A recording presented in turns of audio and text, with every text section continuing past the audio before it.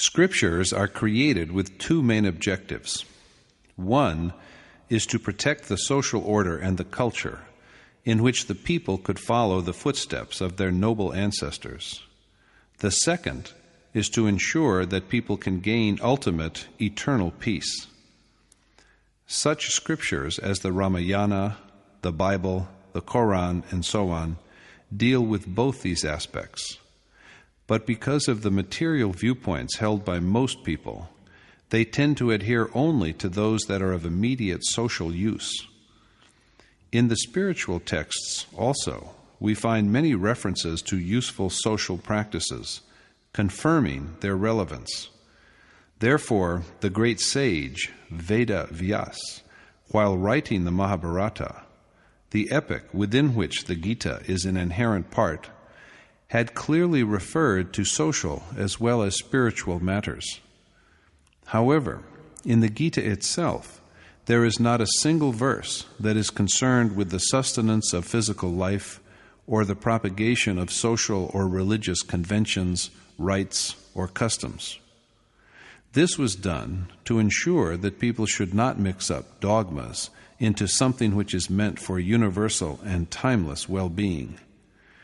This divine Gita is therefore presented exclusively in terms of timeless spiritual roots and concepts.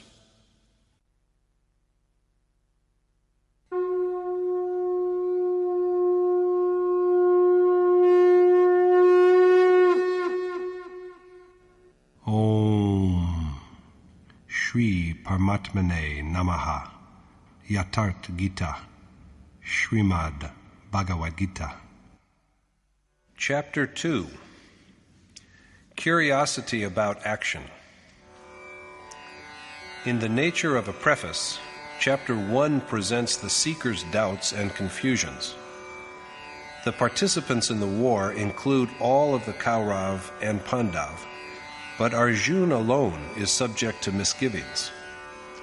However, Arjuna is the very embodiment of devotion as a wayfarer on the path of spiritual quest. It is his love for God that inspires him to get ready for the war between matter and spirit.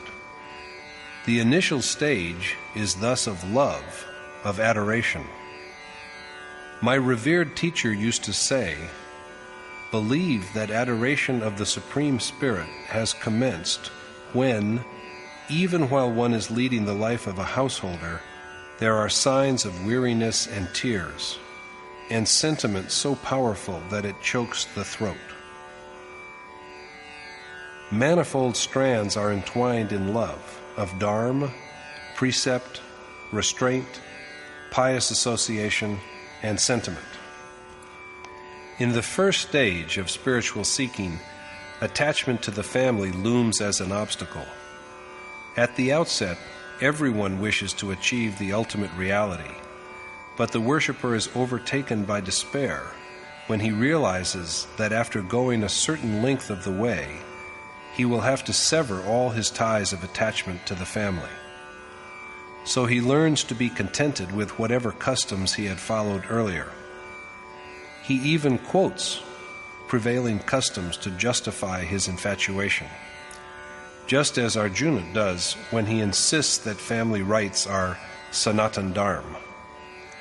The war will cause the extinction of the Sanatan Dharma itself, and along with that, destruction of families and loss of civilized ways. Far from being an independent view of Arjuna, his ideas only reflect some inherited creeds he had acquired earlier before approaching an accomplished teacher such as Krishna. Mired in these traditions, men devise numerous religions, sects, groups small and large, and castes beyond reckoning.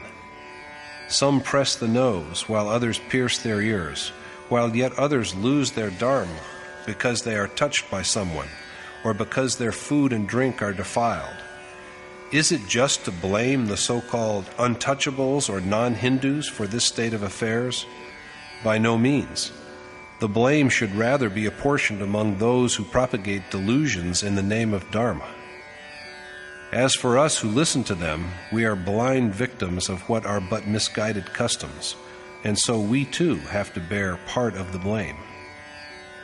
In Mahatma Buddha's time, there was a sect called Kesh Kambal, the members of which regarded the practice of growing hair so that it could be used like a blanket as a standard of perfection. There have been some who thought it pious to live like cows, while others have lived and conducted themselves in the manner of dogs. But all these were only stupid customs that have nothing to do with awareness of God. There were schisms and foolish customs in the past, and they are with us even today. There were also divisions and stupid customs in Krishna's time, and Arjuna is a victim of some of them. This is seen from his 4 arguments, namely, that war destroys the eternal Sanatan Dharma, and that it produces Varn Sankar, an unholy intermingling of disparate classes and ways of life. Obsequial offering to deceased ancestors will cease, and we shall, by being engaged in destroying our race, invite great curses on us. Thereupon Yogeshwar Krishna speaks to him.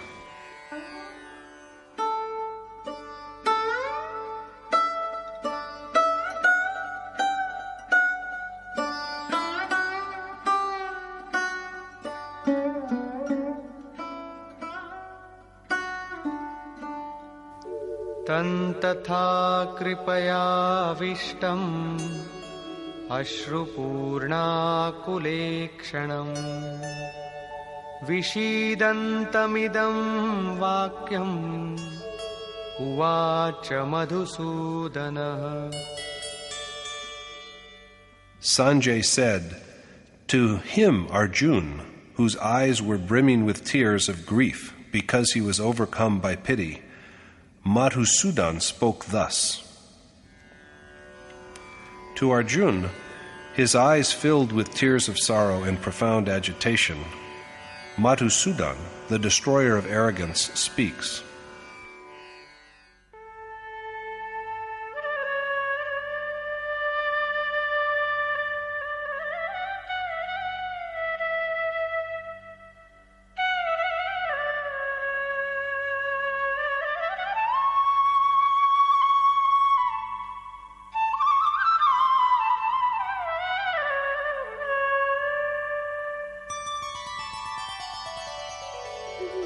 कुतस्त्वाकश्मलमिदं विषमे समुपस्थितम् अनार्यजुष्टमस्वर्ग्यम् अकीर्तिकरमर्जुन. The Lord said, "From what cause, O Arjuna, does this unmanly, un-Arjun-like, heaven-barring, and shameful despair come over you at this perilous spot?" Madhusudan, Krishna, uses the term Visham for the place where Arjuna and he are at that time. Besides meaning difficult or dangerous, the word also means unique or unequaled. So Krishna really wishes to know that which has caused spiritual ignorance, agyan, in Arjuna in this unusual, unparalleled setting. The setting is one the like of which can be found nowhere else in the entire world, because it is the sphere of spiritual striving towards an unworldly, celestial goal. In such a universal and undisputed setting, how has spiritual ignorance come over Arjuna? Why does Krishna call Arjuna's views spiritual ignorance? Has Arjuna not said categorically that it is his heartfelt wish to defend Sanatan Dharma? Is it spiritual ignorance to be resolved, body and soul, to protect what Arjuna believes to be the immutable, eternal Dharma? According to Krishna, it is so, for it has not been the practice of those who truly deserve to be called men. Neither does it provide access to heaven. It is also not conducive to glory. The one who keeps firmly to the path of righteousness is an Arya. In Hindu scriptures, instead of referring to any race or stock, Arya denotes an exceptionally cultivated man who adheres scrupulously to Dharma. If dying for one's family were not an instance of ignorance, Krishna adds, sages would have practiced it. Had family traditions been the ultimate reality, they would have been used as a ladder for climbing up to heaven and salvation. When Mira sang her songs of divine adoration, people declared her insane, and her mother-in-law condemned her as a destroyer of the family. But no one today remembers the mother-in-law for shedding copious tears of concern about the well-being of her family and safety of its honor, while the whole world cherishes the memory of Mira. After all, how long can we remember the man who is concerned only about his family? Is it not evident, then, that customs which bring neither glory nor sublime happiness, and which have at no time been accepted by an Arya, a man of Dharma, must be a kind of ignorance? Krishna says to Arjuna,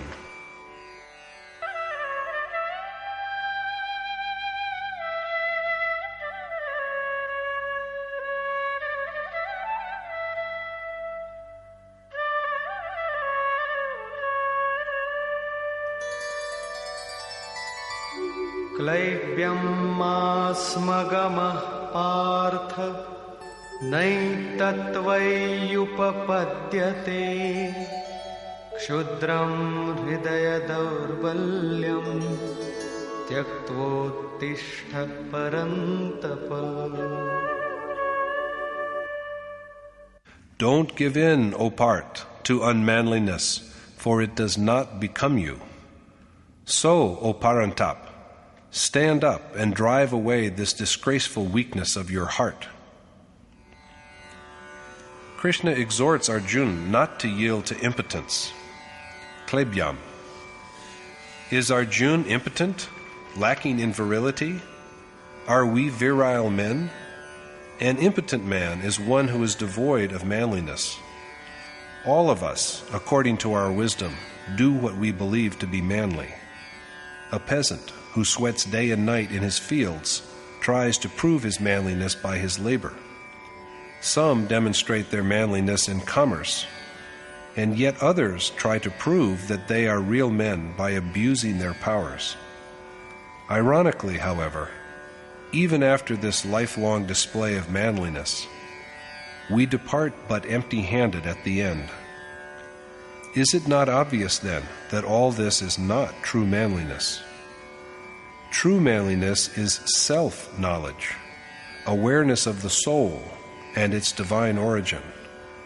To cite yet another example from the Brihadaranyaka Upanishad, Gargi tells Yajnavalkya that a man, though endowed with sexual prowess, is yet unmanly if he has no awareness of the embodied soul. This self is the real man, Purush, radiant and unmanifest. The endeavor to know this self is true manliness, Paurush. It is because of this that Krishna asks Arjuna not to surrender to impotence. It is unworthy of him. He is a scorcher, a formidable vanquisher of foes, so he ought to reject his groveling feebleness and stand up for battle. He should give up his social attachments, for they are mere frailties. At this, Arjuna raises his third question.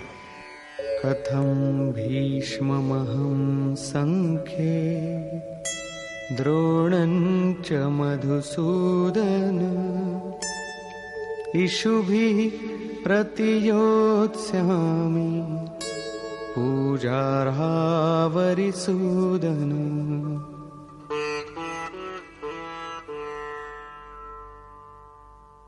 Arjuna said, "How, O Madhusudan, slayer of enemies, shall I shoot arrows in the battle against men like Bhishma and Drona, who deserve only my honor?" Arjuna addresses Krishna as Madhusudan, destroyer of the demon of ego, and wants to know from him how he can fight with his grandsire Bhishma and teacher drone. Both are deserving of only reverence. Dual conduct, as we have seen, is dronacharya, the conduct that arises from the feeling that God is separate from us and we are separate from Him. But the consciousness of this duality is also the initial urge for spiritual accomplishment. And then there is Bhishma, the very image of delusion. So long as we stray from the right path and are under the sway of delusion, children, family, and kinsmen all appear as our own.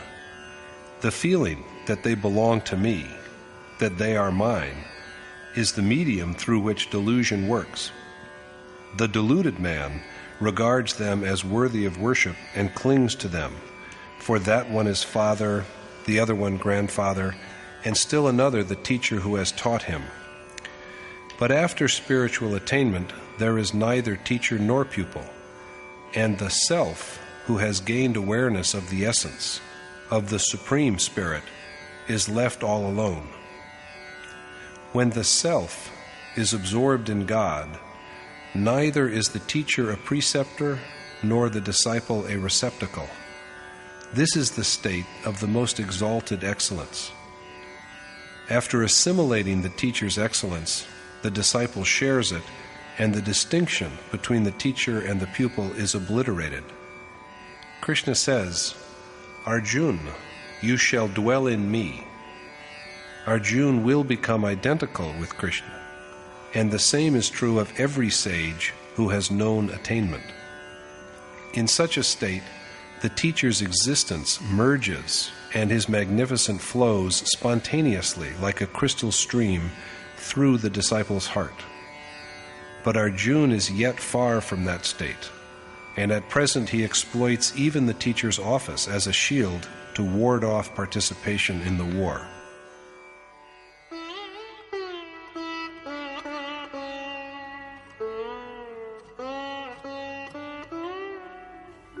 गुरून् हत्वा हि महानुभावान् श्रेयो भोक्तुं भैक्षमपीह लोके हत्वार्थकामास्तु गुरूनिहैव भुञ्जीय भोगान् रुधिरप्रदिग्धान्. Even to live in this world as a mendicant begging for alms is better than killing teachers, for if I kill them, all my joys and riches and desires in this world will be drenched in their blood. Arjuna prefers the life of a beggar who lives on alms to killing his teachers, rather than meaning to beg for livelihood, for the sustenance of the body. Begging here denotes soliciting great men through rendering even a half-hearted service to them for the favor of propitious fortune. Food is the only God, after partaking of which the soul's hunger is assuaged forever. That he should, even though in small measures, continue to taste the manna of God's excellence by serving and soliciting a sage, without having to part with his family, is the craving behind Arjuna's tearful appeal. Don't most of us do the same? It is our aspiration that we should gradually, at some point, achieve spiritual liberation without having to destroy the ties of familial love and attachment. But there is no such way for the seeker who has achieved a higher level of accomplishment than this, and is strong enough to face the war raging on the battlefield of his heart. Soliciting and imploring like an almsman, rather than doing something on one's own, is like begging for food like a mendicant. In the Dhammadayad Sutta of Majjhima Nikaya, Mahatma Buddha has also declared the food obtained by begging inferior because it is like flesh received as alms. How will he profit, Arjuna asks, by killing his teachers? What else can the world reward him with for this crime but the unnatural enjoyment of blood-stained pleasures of sensual gratification and material prosperity. It appears from this that he perhaps believes that loving adoration of God will augment his worldly happiness.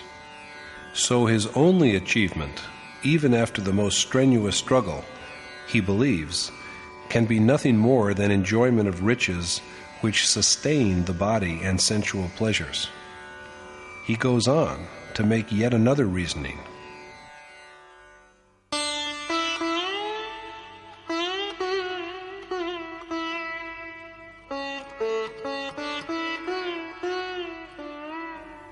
न चैतद्विद्मः कतरन्नो गरीयो यद्वा जयेम यदि वा no जयेयुः यानेव हत्वा न जिजीविषामः तेव स्थिताः प्रमुखे धार्तराष्ट्राः.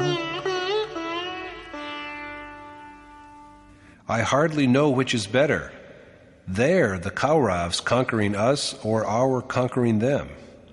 Even Dhritarashtra's sons, who are our enemies, and yet after killing whom we may not wish to live. Even possession of the hoped-for delights is not assured. Arjuna is at his wit's end as to what course of action can bring him glory, for whatever he has said till now has been proved to be only ignorance. He does not also know whether he will rout the Kaurav army or they will rout him. Dhritarashtra's sons, after slaying whom he should not desire to live, are arrayed against him. What shall he live for if his feelings of attachment represented here by his kinsmen, all of them progeny of Dhritarashtra's ignorance, are destroyed? At the same time, however, it occurs to Arjuna that what he has said now may be also false. So he turns to Krishna again. कार्पण्यदोषोपहतः स्वभावः पृच्छामि त्वां धर्मसम्मूढचेताः यच्छ्रेयस्यान्निश्चितं ब्रूहि तन्मे शिष्यस्तेऽहं शाधि मां त्वां प्रपन्नम्. With my mind swamped with feeble pity and confusion regarding duty, I entreat you to instruct me as to what is definitely conducive to my glory, for I am your disciple and have taken refuge in you. With his heart enfeebled by pity and his mind clouded with infatuation in regard to Dharma, Arjuna begs Krishna to tell him the means that will definitely be the most conducive to what is supremely propitious for him. But why should Krishna do this? According to Arjuna, it is Krishna's duty to show him the right path, because he, Arjuna, is a disciple who has found shelter under him. At this point, Arjuna's surrender is complete. Until now, he had thought himself an equal of Krishna in merit, and in fact, even superior to him in certain skills. But now, he really puts himself at the mercy of his charioteer.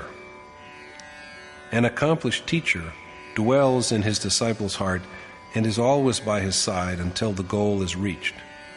If he is not there by his side, the pupil may falter in his quest. Like the guardians of a maiden who protect her till her marriage, an accomplished teacher acts as a charioteer who skillfully maneuvers his disciple's soul safely across the perilous valleys of nature. Arjuna now makes one more submission.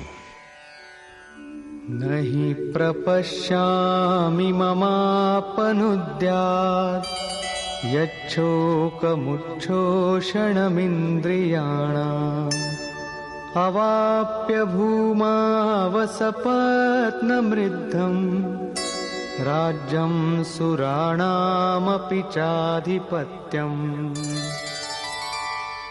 I do not see that obtaining an undisputed and profitable dominion over the whole earth, or, for that matter, even lordship over the gods, can cure the grief that is wearing out my senses.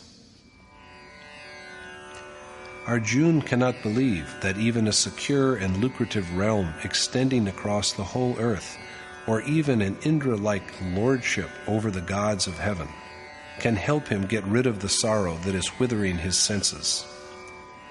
If his grief is unabated, what shall he do with all these acquisitions? He begs to be excused from fighting in the war if these are to be his only rewards in return. He is utterly disheartened, and he does not know what to say after this.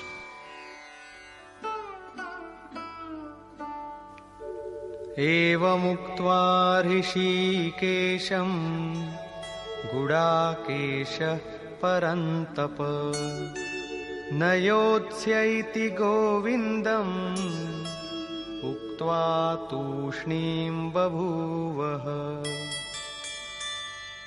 Sanjay said, after having thus spoken to Rishikesh, Arjuna, the conqueror of sleep and destroyer of foes, told Govind, Krishna, that he would not fight, and then he fell silent. So far, Arjuna's attitude has been determined by the Purana, which contain ordinances for ceremonial acts and sacrificial rites, as well as the enjoyment of benefits arising from a due performance thereof. In these works, heaven is the ultimate goal. But Krishna later enlightens Arjuna that this line of thought is mistaken.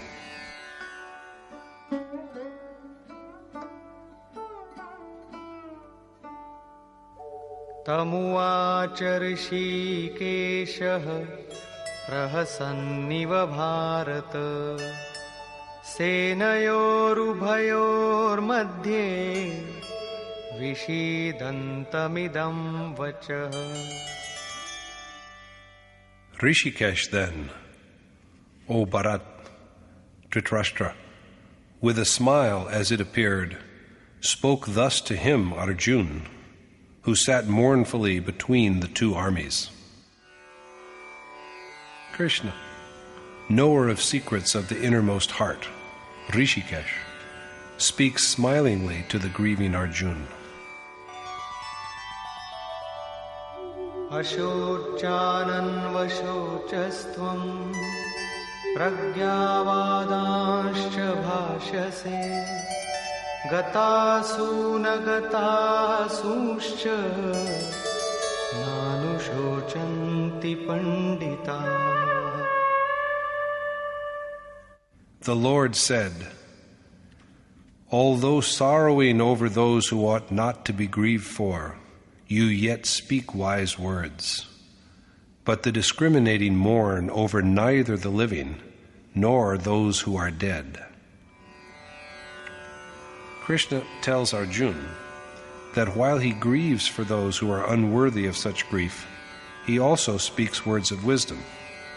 But men of discernment mourn neither for those whose souls have departed, nor for the ones who are living. They do not grieve for the living, because they also shall die. That means that Arjuna only talks like a wise man. He does not know the reality, since नत्वेवाहं जातुनासं नत्वन्नेमे जनाधिपाः न चैव न भविष्यामः सर्वे वयमतः परम्. it is not that either you or I or all these kings did not exist in the past, nor is it that our being will come to an end in the future. It is not, Krishna explains, that he, the accomplished teacher, or Arjuna, the devoted pupil, or all these kings with the vanity that is characteristic of rulers of men, did not exist at any time in the past ages, nor is it that they will cease to be in the ages to come.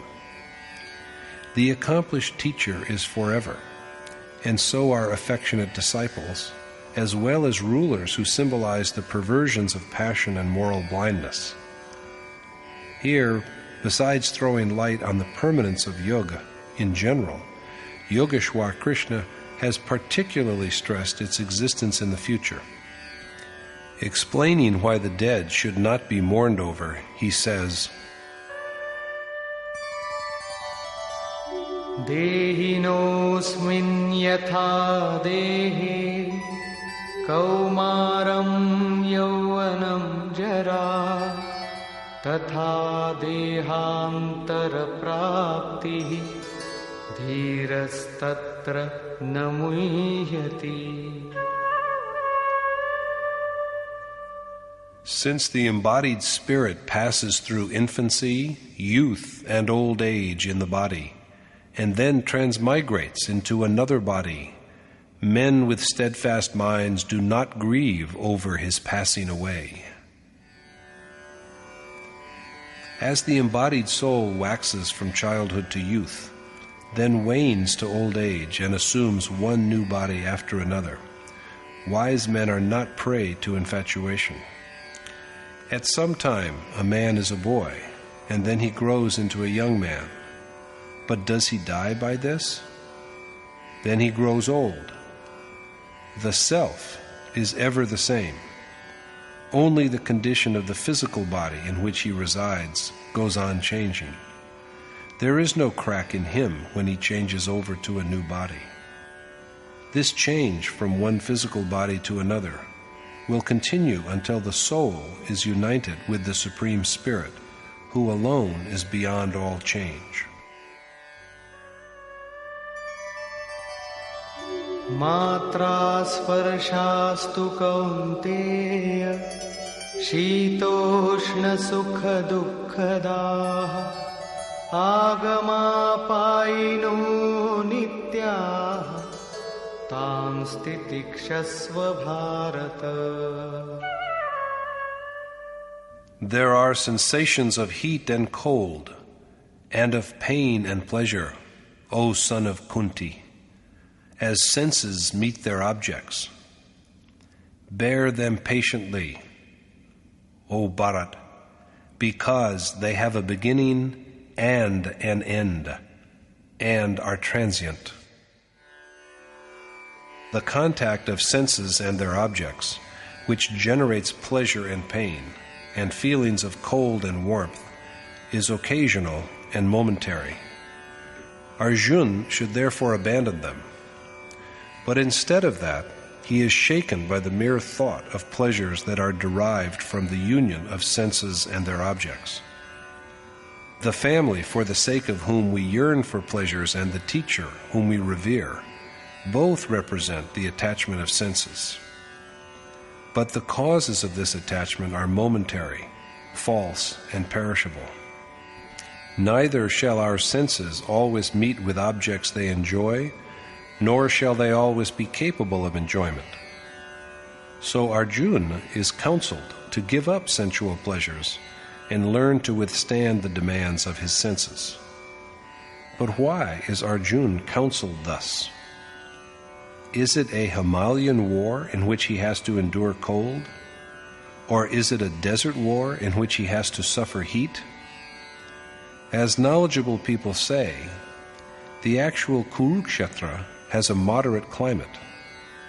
During the mere 18 days that is the total duration of the Mahabharata war, is it possible that seasons will change, that winter and summer will come and go?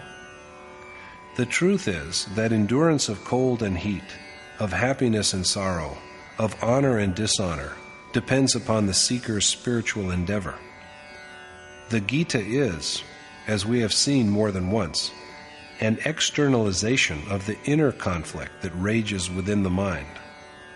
This war is the war between the gross physical body and the self, which is aware of his identity with God. It is a conflict in which ultimately even the forces of divinity grow inert after they have subdued unrighteous impulses and enabled the self to become one with God. When there remains no impiety, what else is there for pious impulses to fight? The Gita is thus a picturization of inner conflict that rages within the mind. What advantages, however, will the recommended sacrifice of senses and their pleasures bring? What is gained by this? Krishna speaks of this. Yam hina vyathayante purusham purusharshava samadukha sukham dhiram somritatvaya kalpate. So, O the noblest of men, Arjuna, one who is possessed of equanimity in pain and pleasure, and firm and untormented by these feelings produced by the meeting of senses with their objects, deserves to taste the nectar of immortality. The steadfast man, who regards sorrow and happiness with equipoise, and is not troubled by his senses and their association with objects, is worthy of the state of immortality that realization of the Supreme Spirit brings. Here, Krishna refers to an attainment, namely Amrit, literally the drink of immortality. Arjuna had thought that in return for the war, he would be rewarded with either a heavenly abode or the authority to rule over the earth. But now Krishna tells him that his prize will be Amrit, rather than the pleasures of heaven or earthly power. What is this Amrit?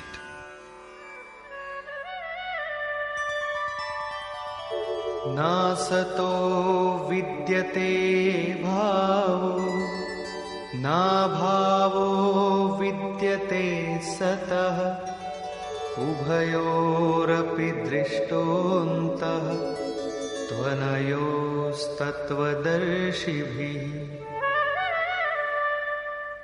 The unreal has no being, and the real has no non-being. And the truth about both has also been seen by men who know the reality. The unreal has no existence. It has no being, and so bringing it to an end is out of the question. On the other hand, there is no absence of the real in all time, past, present, or future. Arjuna then asks Krishna whether he is saying this as an incarnation of God. Krishna's reply to this is that the distinction between the real and the unreal has also been revealed to sages who have realized the true nature of the human soul as identical with the Supreme Spirit pervading the universe. That is to say, that Krishna of the Gita is a seer who has gained an insight into reality. What, after all, are true and false, real and unreal? Avinashi tu tadvidhi yena sarvamidam tatam vinasham avyayasya na kaschit kartumarhati. Know that since the Spirit which pervades the universe is imperishable and immutable, no one can effect his destruction. That which spreads through and is present in every atom of the universe is indestructible. No one is capable of destroying the imperishable principle. But what is the name of this deathless Amrit? Who is he? Antavanta ime deha nityasyokta sharirinaha anashino prameyasya tasmad yudhyasva bharata. Fight, O Bharat, Arjuna, because while the bodies which clothe the soul are said to come to an end, the embodied spirit itself is forever, indestructible, and boundless. Arjuna is exhorted to get up and fight, because all these physical bodies that embody the indwelling, boundless, and eternal spirit are said to be ephemeral. This spirit, the self, is imperishable, and it cannot be destroyed at any time. The self is real, whereas the physical body is subject to death, and so unreal and non-existent at all times. Krishna's injunction to Arjuna is, fight, because the body is mortal.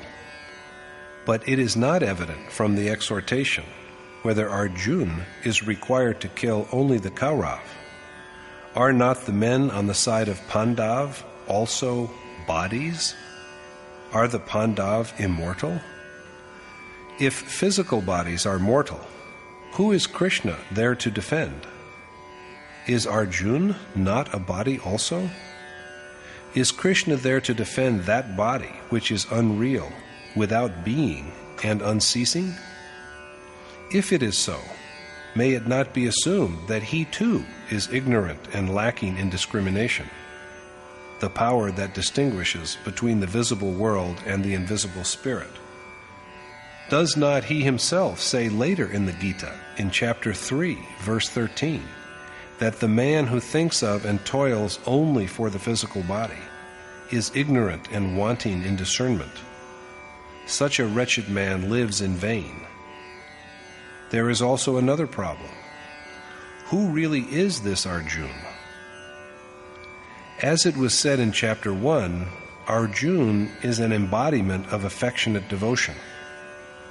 Like a faithful charioteer, the revered God is always with his devotee.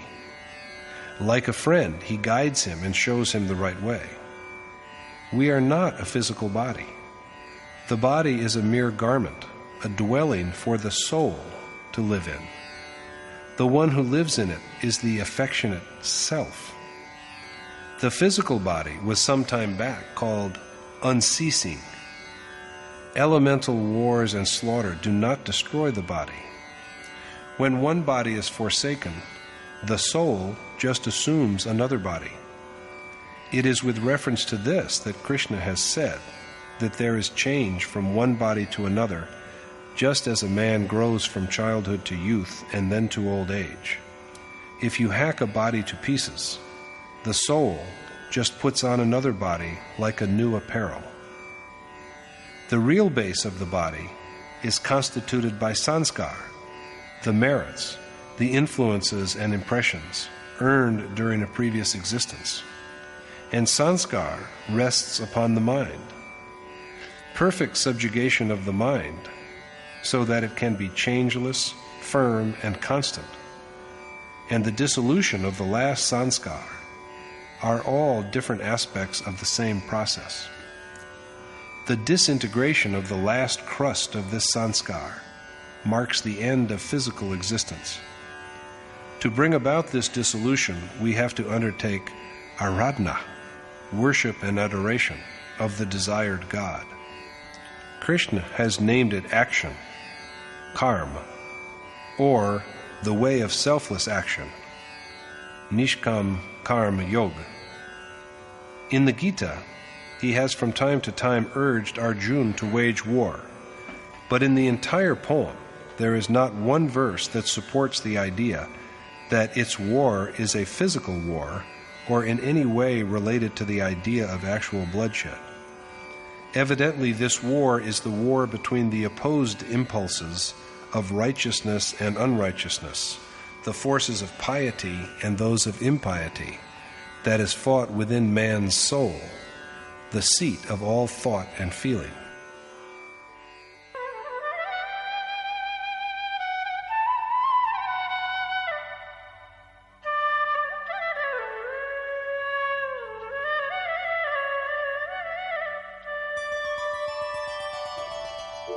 य एनं वेत्ति हन्तारं यश्चैनं मन्यते हतम् उभौ तौ न विजानीतो नायं हन्ति न हन्यते. They are both ignorant, he who believes that the self slays, and he who thinks that he is slain.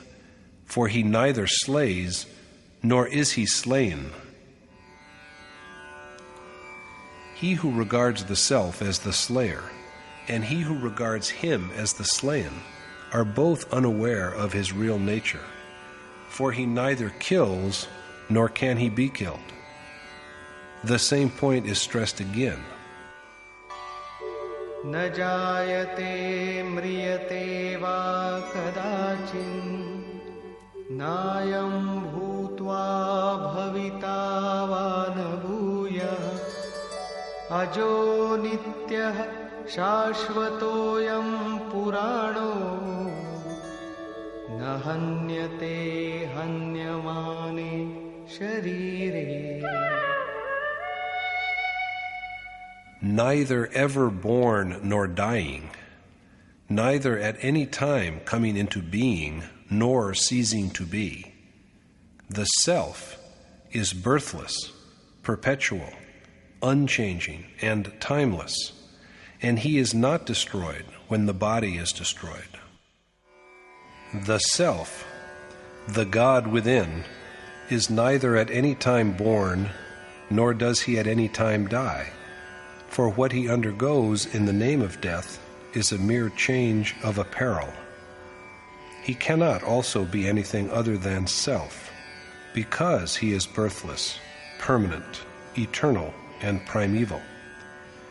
Disintegration of the body does not annihilate him. The self alone is real, timeless, unchanging, and eternal. Who are you? A follower of the Sanatan Dharma? What is forever? The self. So, you are a follower, a disciple of the self. The self and Brahm, God, are synonymous. And who are you? A worshipper of the Sanatan Dharma. What is immutable? The self, of course. That is to say, that you and I all are adorers of the self. But if we are not familiar with the spiritual path, the way of following the dictates of the self until he is one with the Supreme Spirit, we have nothing that is worthy of being described as changeless and everlasting. We are on trial for the final absolution, and in close proximity to God if we pine for him, but we cannot be deemed as having been admitted as long as we are credulous enough to accept blindly one wrong convention or the other, masquerading as Sanatan Dharma. Be it in India or any other country, the soul in all is identical. So if anywhere on the earth there is a man who is aware of the true nature of self and his ultimate goal, and who is eager to take to the way which will eventually lead his self to the Supreme Spirit, be he a professed Christian, Muslim, Jew, or anything else, he undoubtedly also belongs to the fold of Sanatan Dharma, the changeless and eternal.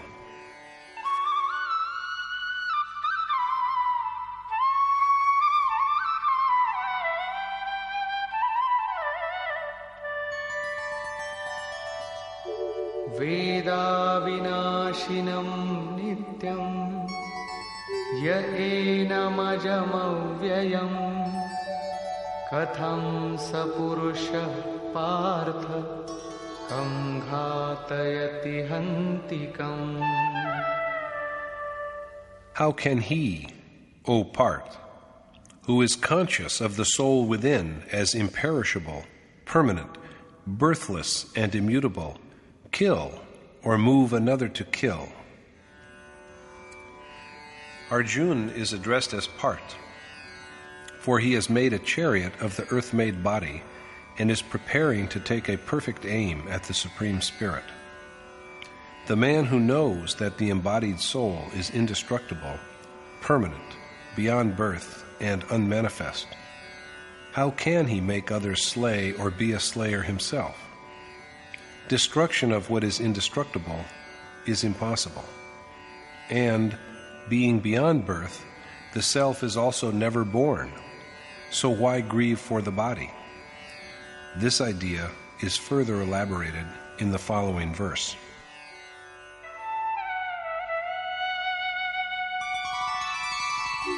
वासांसि जीर्णानि यथा विहाय नवानि गृह्णाति नरोपराणि तथा शरीराणि विहाय जीर्णान्यन्यानि संयाति नवानि देहि.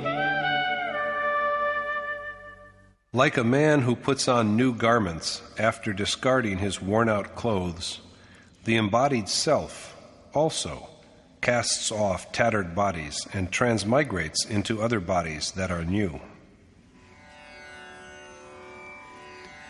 The soul rejects bodies that have been ravaged by old age or some other disease and dresses himself in new apparel, just as a man throws away old torn clothes and puts on new clothes.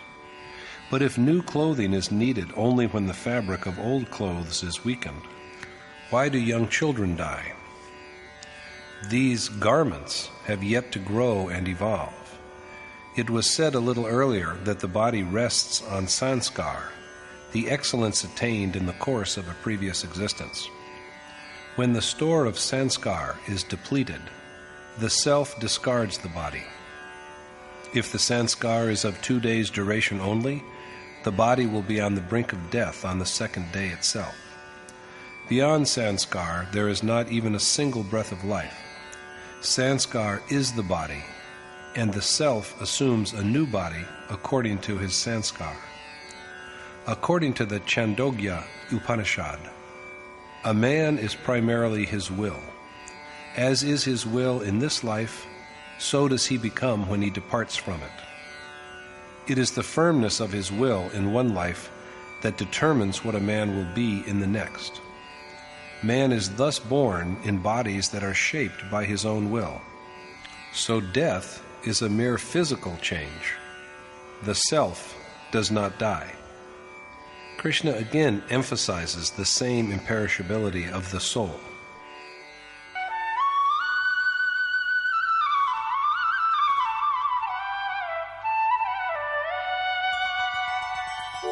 नैनं छिन्दन्ति शस्त्राणि नैनं दहति पावकः न चैनं क्लेदयन्त्यापो न शोषयति मारुतः.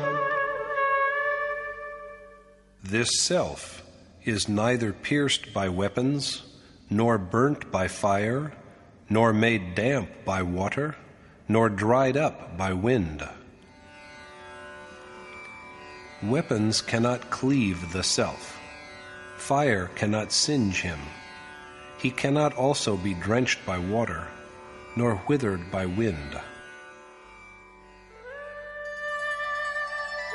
अच्छेद्योऽयमदाह्योऽयम् अक्लेद्यो शोष्य एव च नित्यः सर्वगतः स्थाणुः अचलोऽयं सनातनः.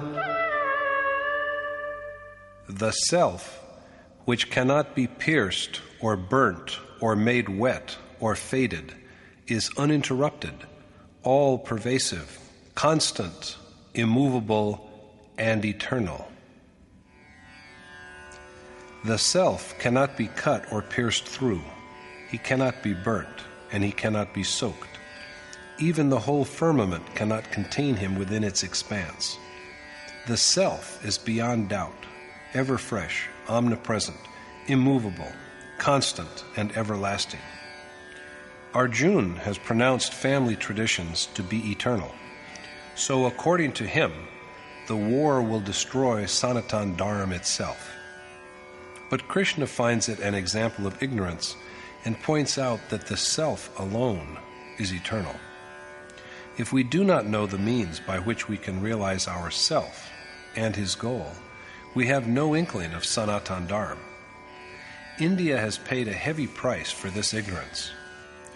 We are so befogged by silly customs that we have lost the capacity to realize that food and touch cannot destroy Sanatan Dharma. The truth is that no object of the material world can touch this universal spiritual principle. What has made us in India lose millions of our brothers to conversion to other religions is not Dharma, but only some stupid conventions.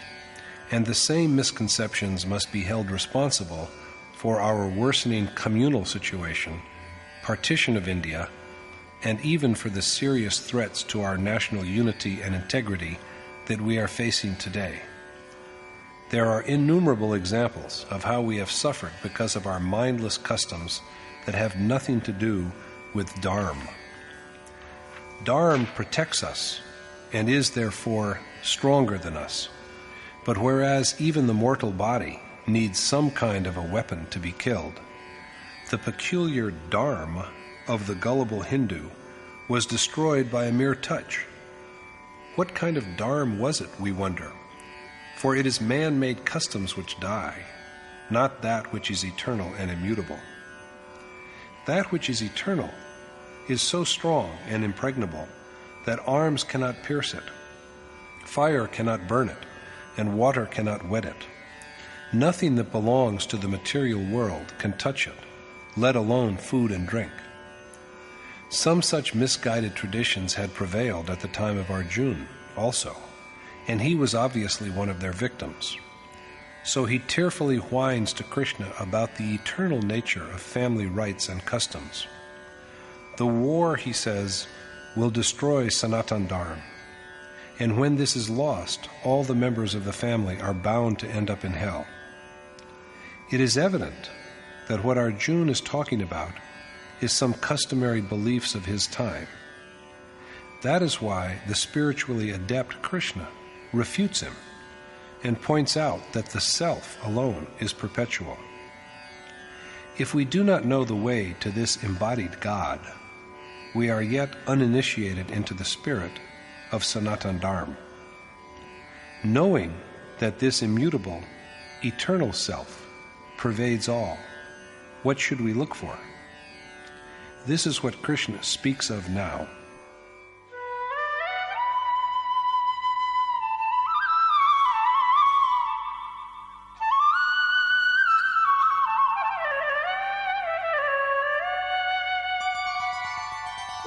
Avyaktoyamachintyoyam avikaryoyamuchyate tasmadevam viditvainam nanushocitumarhasi.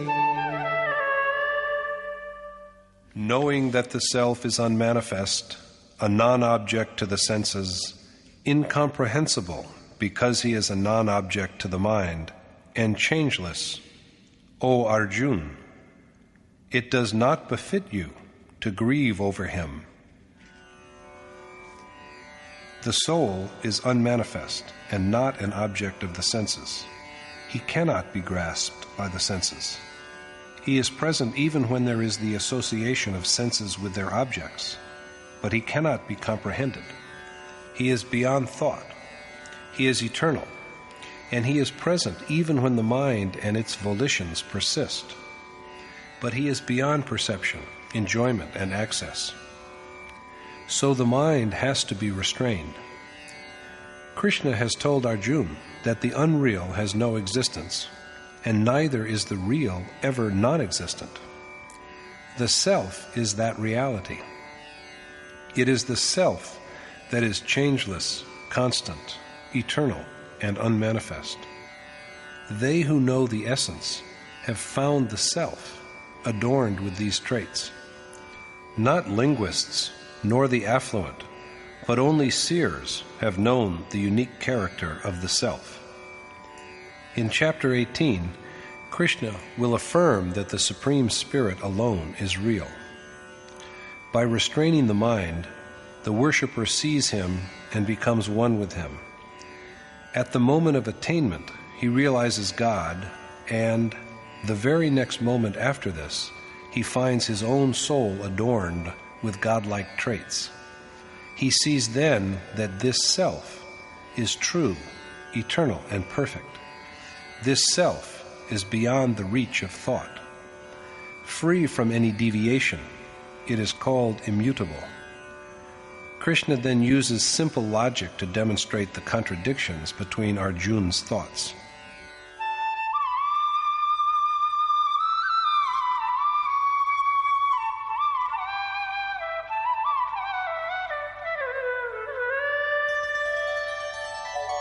अथ चैनं नित्यजातं नित्यं वा मन्यसे मृतं तथापि त्वं महाबाहो नैवं शोचितुमर्हसि. You ought not to grieve, O the mighty-armed, even if you think of him, the self, as ever born and ever dying. Arjuna ought not to mourn, even if he regards the self as constantly born and constantly dying. जातस्य हि ध्रुवो मृत्युः ध्रुवं जन्म मृतस्य च तस्मादपरिहार्येऽर्थे न त्वं शोचितुमर्हसि. Since this also proves the certain death of what is born and the certain birth of what dies, you ought not to grieve over the inevitable. Even the assumption that the self is ever born and ever dying only goes to establish that the born must die and the dead must be born. So Arjuna ought not to grieve over what must be, for sorrowing over something which is inevitable is inviting yet another sorrow.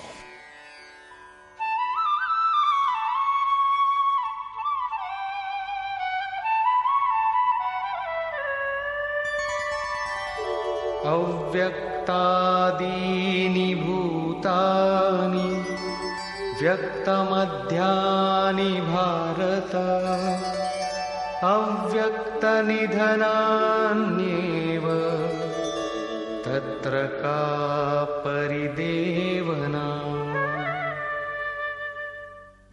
Why grieve over the matter, O Bharat Arjuna, when all beings disembodied before birth and disembodied after death appear to possess a body only between the two events? All beings are bodiless before birth and also bodiless after death. They can be seen neither before birth nor after death. It is only between birth and death that they assume the form of a body. So why grieve uselessly over this change? But who can see this self? Krishna answers the question thus.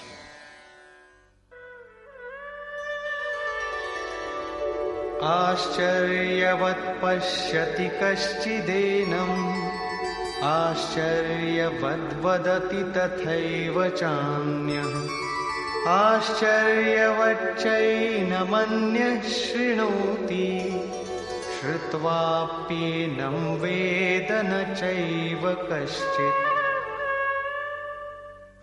Only a seer views the soul as a marvel. Another one describes him as a marvel, and yet another one hears him as a marvel, while there are some who hear him and yet know him not. Krishna has said before that only accomplished, enlightened sages have viewed the self. Now he elaborates the rareness of this vision. Only a rare sage sees the self, views him directly rather than just hears of him. Similarly, another rare sage speaks of his substance. Only he who has seen the self can describe him. Yet another rare seeker hears him as a wonder, for even hearing the voice of the self is not possible for all, because it is meant only for men of high spiritual attainment. There are people who hear the self and yet know him not, because they are incapable of treading the spiritual path. A man may listen to countless words of wisdom, split hairs, and be eager to acquire the highest wisdom, but his attachments are possessed of irresistible might, and after only a short while he finds himself reversed to worldly business. So at last, Krishna gives his verdict.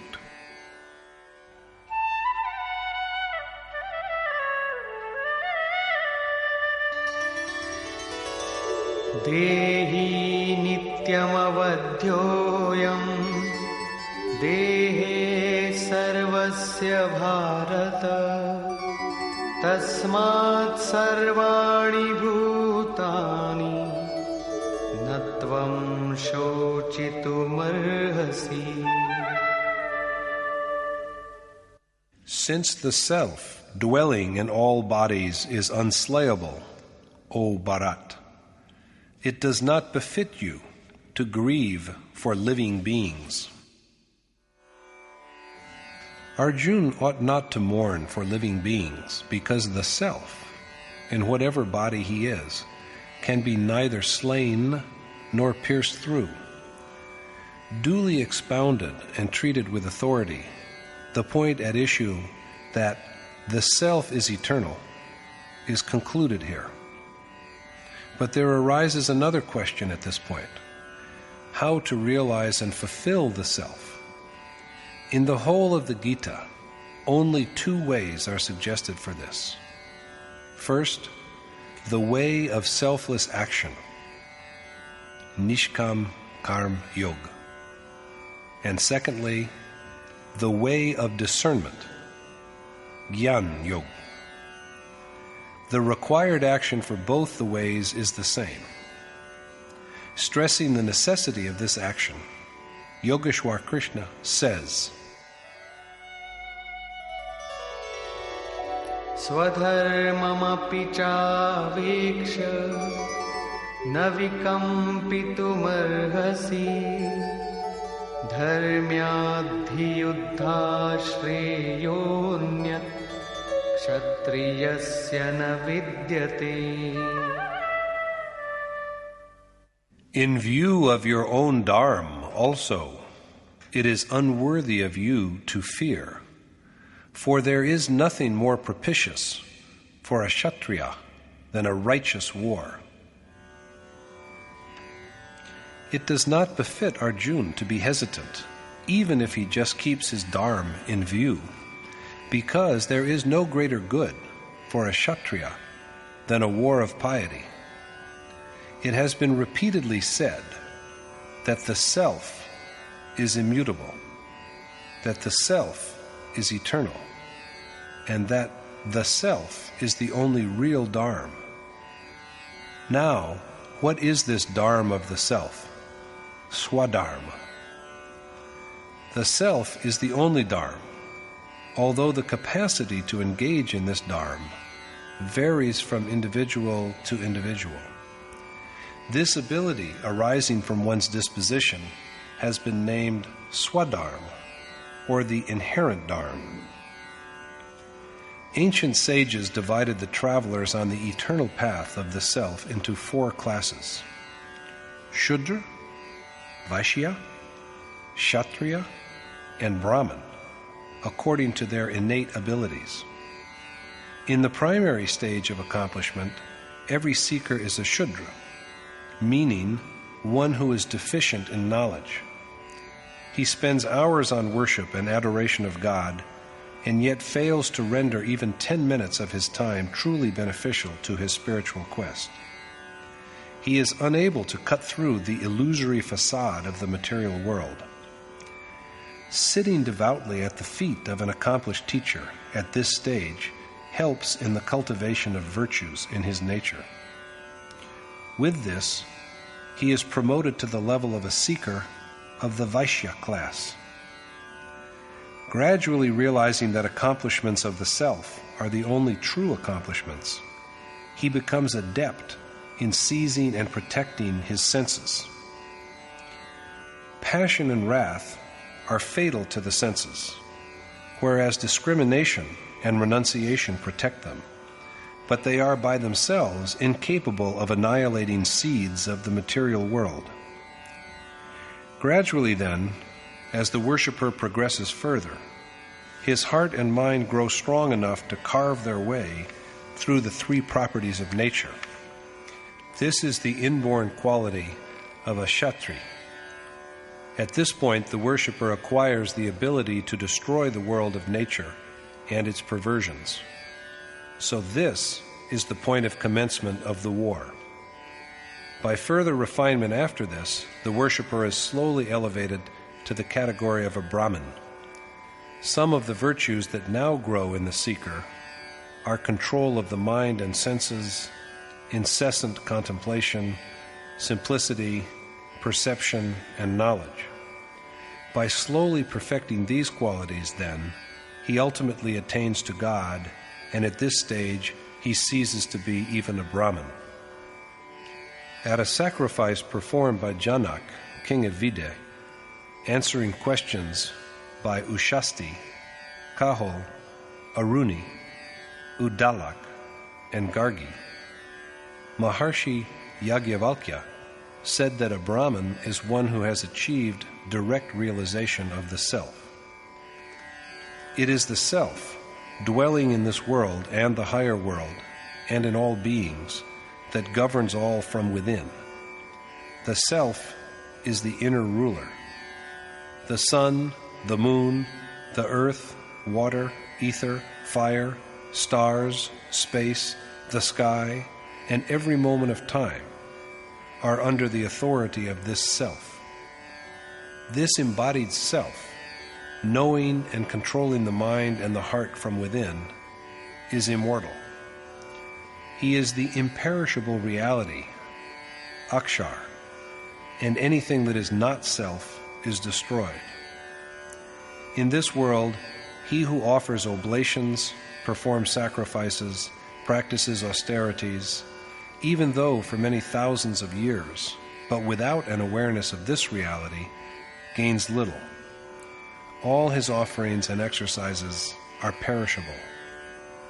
He who departs from this life without knowing the imperishable is like a wretched miser.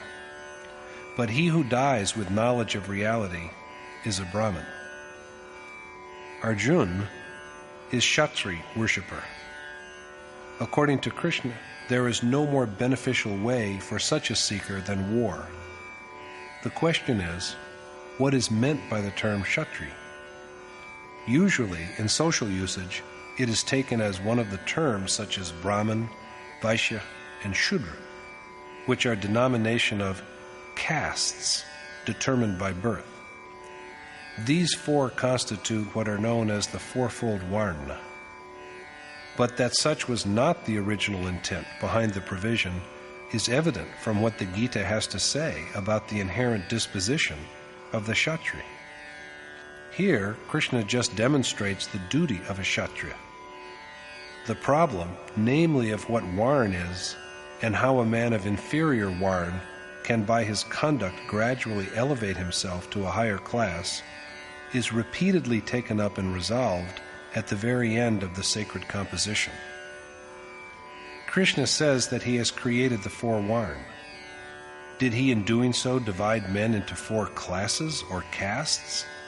He himself says that it was not so. He has only divided action into four categories according to the innate property. So we have to see what that action is, which has thus been divided. Properties are variable. The correct mode of worship can elevate one from the lowest property of ignorance to that of passion and moral blindness, and thence to virtue or the quality of goodness. So through gradual cultivation of the inherent property, any individual can evolve himself into a Brahmin. He is then possessed of all the qualities that are essential to the attainment of and union with the Supreme Spirit. Krishna lays down that even if the inherent ability by which a man participates in this dharma is of the unmeritorious and ignorant Shudra level, it is beneficial in the highest sense because it is the starting point from where he can set out on the path of self-cultivation. However, the worshipper is destroyed if he imitates the manner of higher classes. Arjuna is a worshipper of the Kshatriya class. That is why Krishna enjoins him to remember his ability to wage war, because through it he will know that irresolution and grief are unworthy of him. There is no better task than this for a Kshatriya. Clarifying the point further, the Yogeshwar says,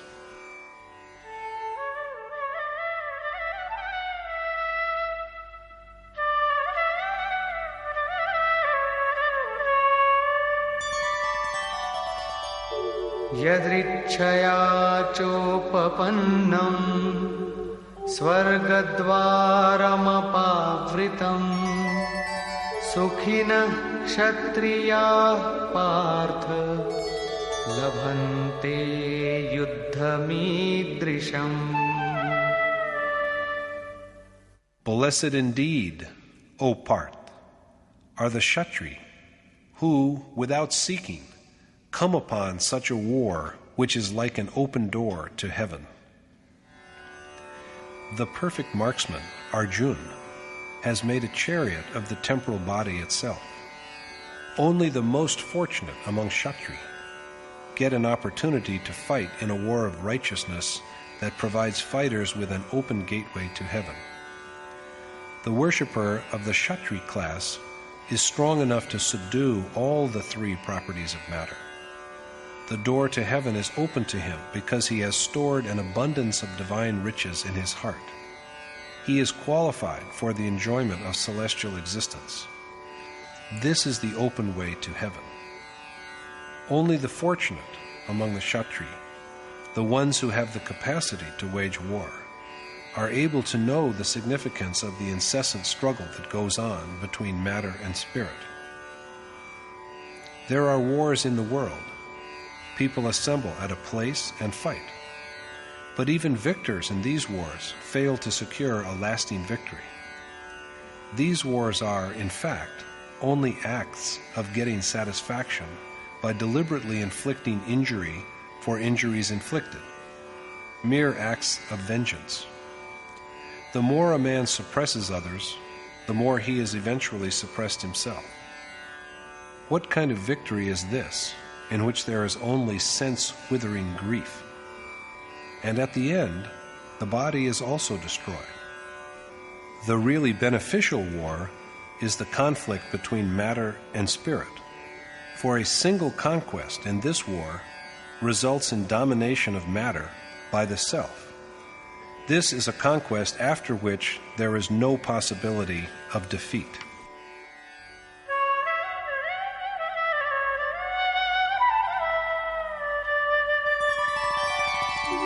अथ चेत्त्वमिमं धर्म्यं संग्रामं न करिष्यसि ततः स्वधर्मं कीर्तिं च हित्वा पापमवाप्स्यसि.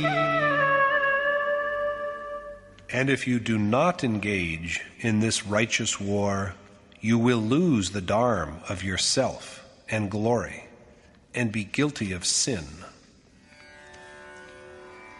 If Arjuna does not fight in this war of matter and spirit, which will afford him access to the Supreme Spirit, to the immutable, eternal Dharma, he will be deprived of his inherent capacity for action and struggle, and wallow in the mire of repeated birth and death, and of disgrace. Krishna then clarifies the nature of this disgrace. अकीर्तिं चापि भूतानि कथयिष्यन्ति ते व्ययाम् सम्भावितस्य चाकीर्तिः maranadatiricyate. And all will forever speak of your disgrace, and such disgrace is worse than death itself for a man of honor. People will long speak ill of Arjuna's unmanliness. Even today, sages like Vishwamitar, Parashar, Nimi, and Shringi are remembered chiefly for their transgressions of the path of righteousness. So worshippers reflect on their dharma. They think about what others will say of them. Such thought is helpful in the process of spiritual seeking. It provides the urge for persevering with the quest for the ultimate reality. It also provides support over a certain length of the spiritual way. Infamy is even worse than death for honorable men.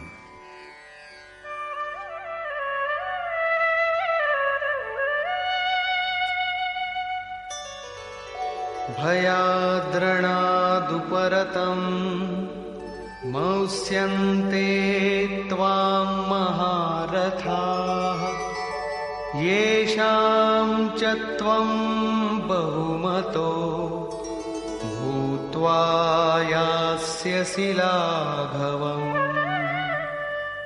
Even the great warriors who have a high regard for you will then scorn you for having turned your back upon the war out of fear.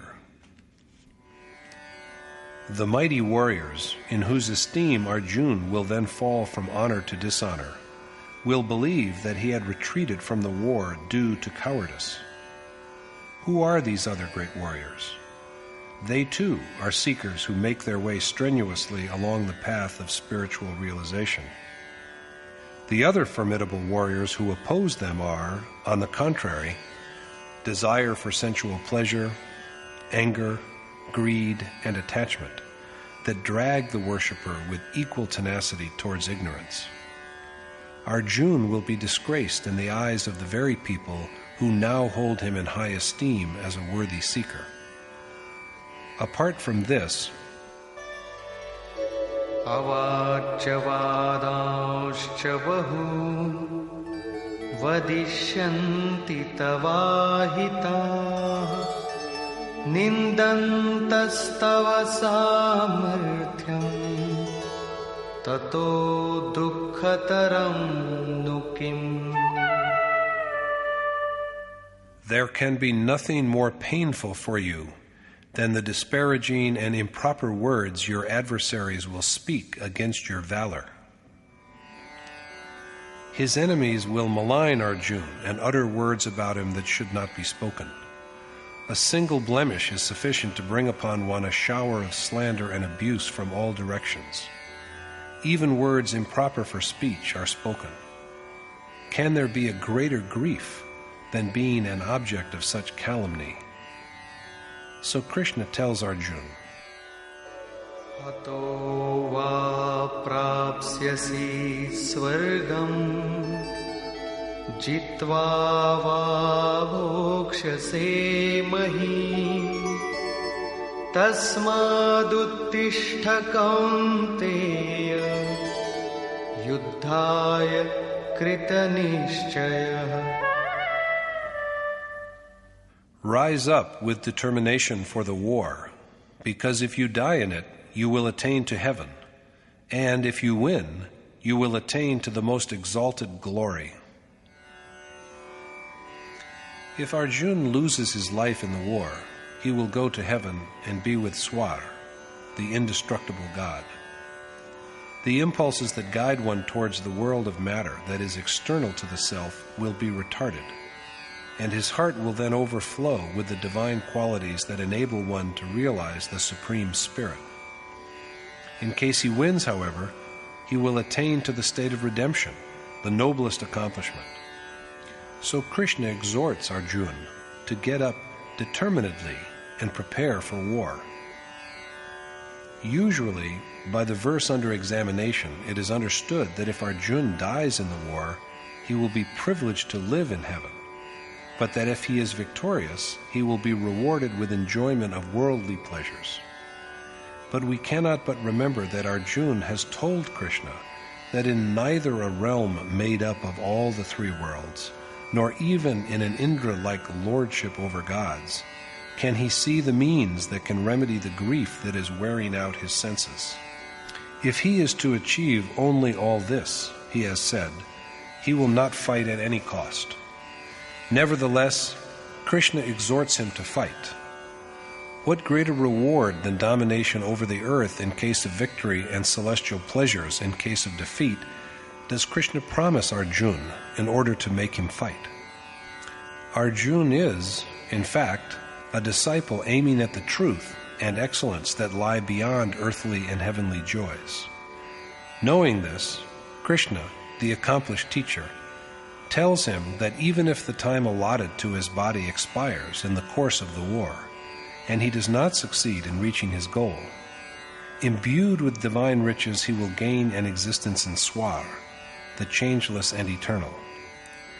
If, on the other hand, he succeeds in the struggle, while his temporal body is still alive, he will achieve the sublimity of God and thus attain to the state of the highest glory.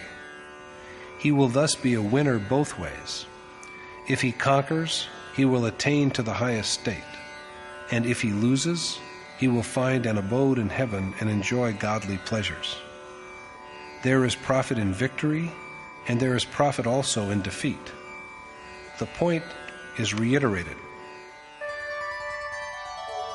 Samadukhe same kritva labha labho jaya jaya tato yuddhaya yujjasva naivam papamavapsyasi.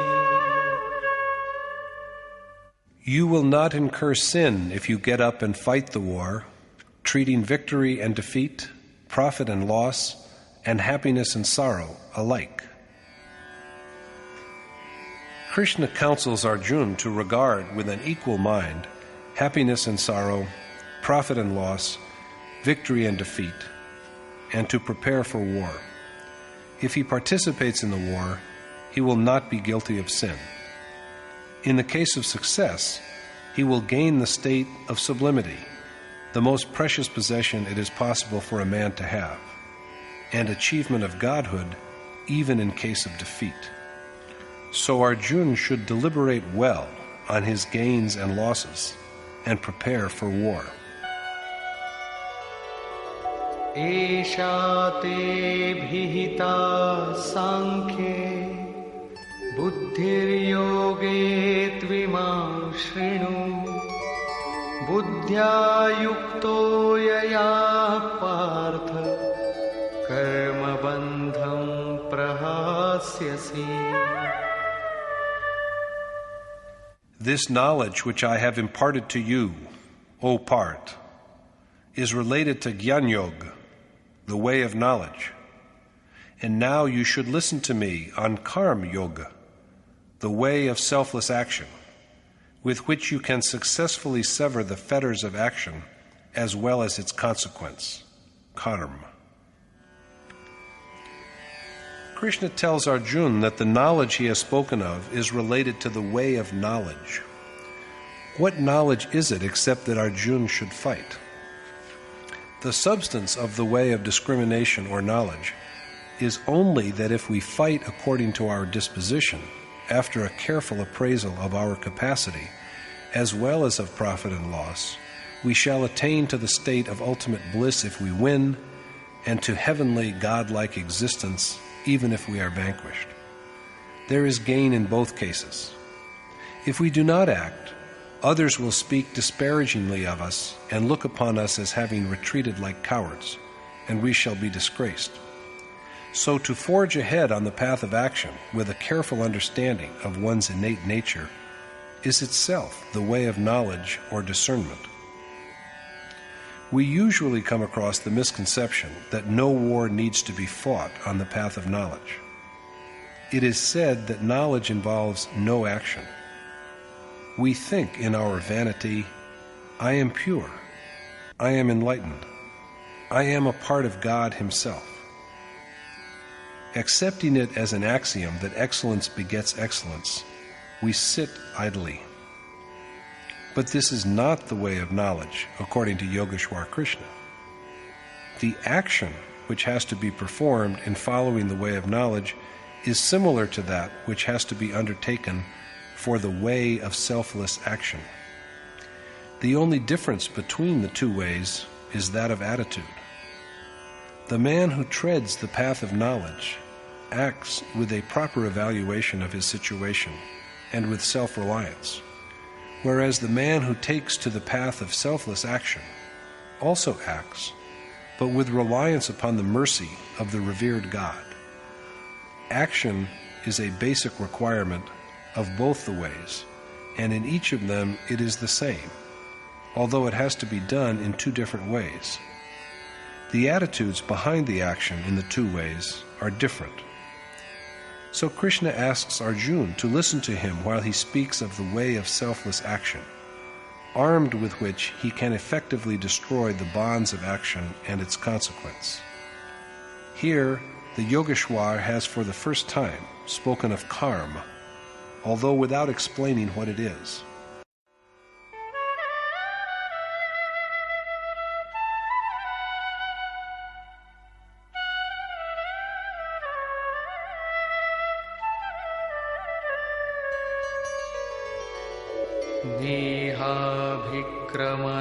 नेहाभिक्रमनाशोऽस्ति प्रत्यवायो न विद्यते स्वल्पमप्यस्य धर्मस्य त्रायते महतो भयात्. Since selfless action neither wears out the seed from which it sprang, nor has any adverse consequence, even a partial observance of this dharma liberates one from the dire terror of repeated birth and death. In the performance of action without coveting the fruits thereof, the initial impulse or the seed is not destroyed. It also does not give rise to any evil. So selfless action, even though done in small measures, frees us from the great fear represented by birth and death.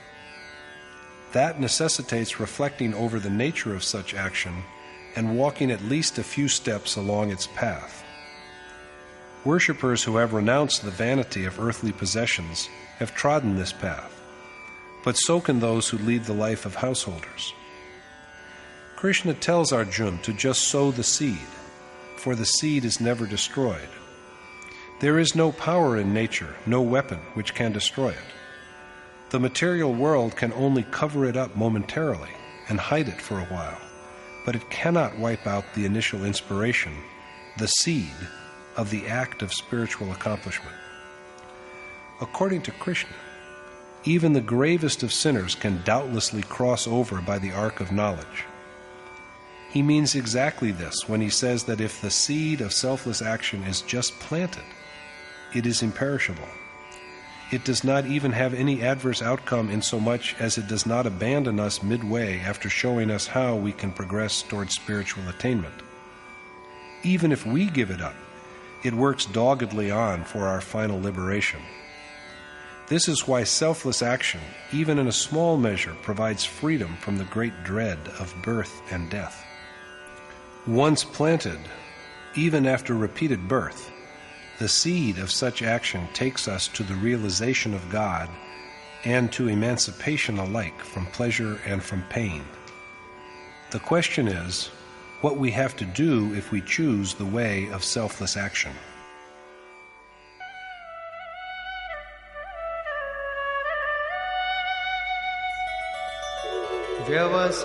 व्यवसायात्मिका बुद्धिः एकेह कुरु नन्दन बहुशाखा ह्यनन्ताश्च बुद्धयो व्यवसायिनाम्.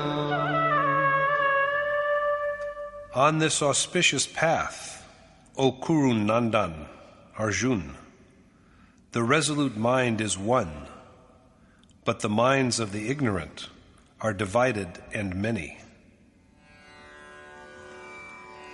The mind, which is earnestly and firmly oriented to selfless action, is unified. Selfless action is only one, and its outcome is also one. Spiritual accomplishment is the only true achievement. The gradual realization of this attainment by fighting against forces of the material world is an enterprise. This enterprise and resolute action with a single goal are also one and the same. Then what about those who propagate more than one mode of action? In Krishna's view, they are not true worshippers. The minds of such men are endlessly divided, and that is why they conjure up endless ways. Yamimam pushpitam vacham pravadantya vipaschitah vedavadartah partha nanyadastiti vadinah kamatmanah svargapara janma karma phalapradam kriya vishesha bahulam bhogaishvarya gatim prati. Desire-ridden men, O Parth, who are given only to listening to Vedic promises of rewards for action, who believe that the attainment of heaven is the highest goal of temporal birth and its activities, and who speak pretentious words to describe the many rites and ceremonies that they regard as conducive to the achievements of worldly pleasure and power, are ignorant and bereft of discernment. The minds of such men are riddled with endless dissensions. Covetous and attached to the tempting promises made by Vedic verses, they regard heaven as the most sublime goal, and they believe in nothing beyond this. Such ignorant men not only devise numerous rites and ceremonies, the performance of which is expected to bring such rewards as the next birth, sensual enjoyment, and worldly dominion, but also flaunt them in flowery and affected language. To put it differently, the minds of men without discrimination have infinite divisions. They are addicted to precepts which promise fruits of action and accept the pledges of the Ved as final and authoritative. They regard heaven as the highest goal. Because their minds are split by many differences, they invent numerous modes of worship. They do speak of God, but behind the cover of His name, they build up a whole multitude of ritual ceremonies. Now, are these activities not a form of action? Krishna denies that these activities are true action. What then is true action? The question remains unanswered at this point. For the time being, Krishna only states that ignorant minds are divided minds, because of which they formulate an unlimited number of rites and ceremonies that are not real action. They not only expound them, but also give utterance to them in figurative language.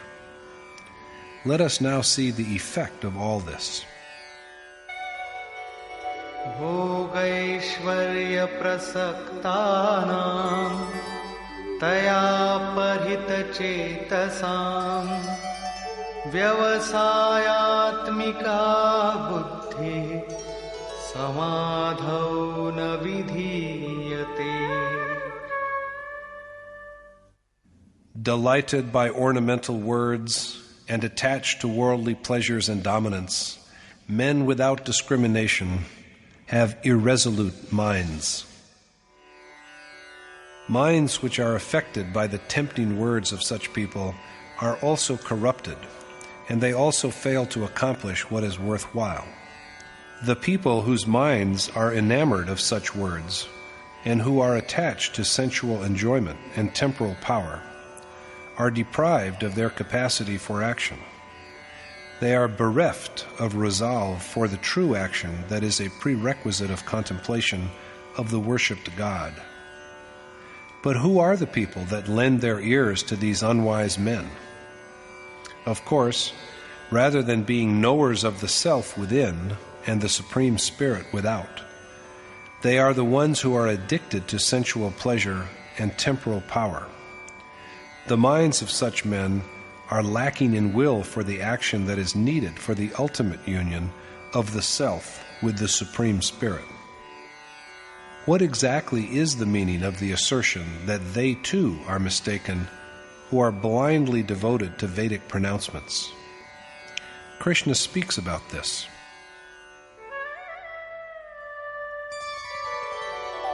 Traigunya vishaya veda nistraigunyo bhavarjuna nirdvandvo nitya sattvastho niryogakshema atmavan. Since all the Ved, O Arjun, only illumine the three properties, you should rise above them. Be free from the contradictions of happiness and sorrow. Rest on that which is constant, and be unconcerned with getting what you do not have, as well as with protecting what you do have, in order to dedicate yourself to the self within.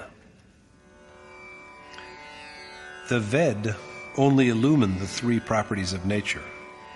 They know nothing of what is beyond them. So Arjuna should go beyond the sphere of action laid down by the Ved. How to do this? Krishna advises Arjuna to liberate himself from the conflicts of joy and sorrow, concentrate on the one changeless reality, and desire neither the unobtained nor the obtained, so that he may devote himself single-mindedly to the indwelling self. This is how he can rise above the Ved. But is there any precedence of anyone going beyond them? Krishna says that as a man transcends the Ved, even so he comes face to face with the Supreme Spirit, and that the man who is aware of him is a true Vipra, a Brahman.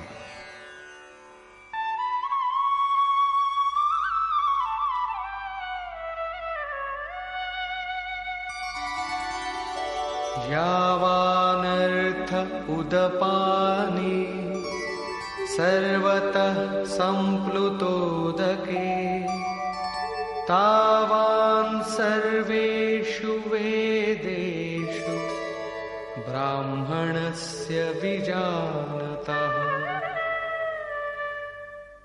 After the final absolution, a man does not need the Ved, just as we do not need a pond when there is the all-stretching ocean around.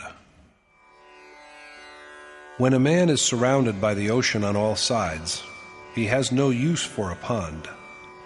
Just so, a Brahman who has gained knowledge of the Supreme Spirit has no use for the Ved. That means that the one who knows God transcends the Ved, and that man is a Brahman. So Krishna counsels Arjuna to rise above the Ved and be a Brahman. Arjuna is a Kshatriya, and Krishna is exhorting him to be a Brahman. Brahman and Kshatriya are, among others, names of qualities that are inherent in the dispositions of different Varna, or what are now more commonly known as castes. But the Varna tradition is originally, as we have already seen, action-oriented, rather than a social provision determined by birth. What use has he for a petty pond who has availed himself of the crystal current of the Ganga? Some use a pond for ablution, while others wash their cattle in it. A sage who has known God by direct perception has the same kind of use for the Ved. They are undoubtedly useful. The Ved exists for stragglers who lag behind. Further elucidation of the problem begins from this point. Subsequently, Krishna expounds the precautions to be observed in the performance of action.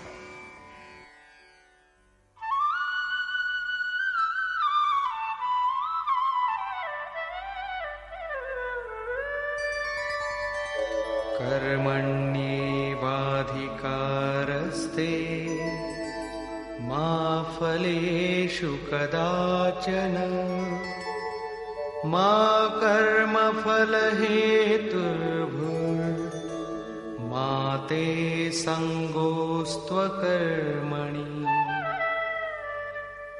Since you are entitled only to the performance of action, but never to the fruits thereof, you should neither desire rewards of action, nor be drawn to inaction. Arjuna, Krishna says, has the right to action, but not to its results. So Arjuna should persuade himself that fruits of action simply do not exist. He should not covet these fruits, and neither should he grow disillusioned with action. So far, Krishna has first used the term action, karma, meaning both action and its consequence, in the 39th verse of the chapter. But he has not indicated what this karma is and how to perform it. He has, however, described its characteristic traits.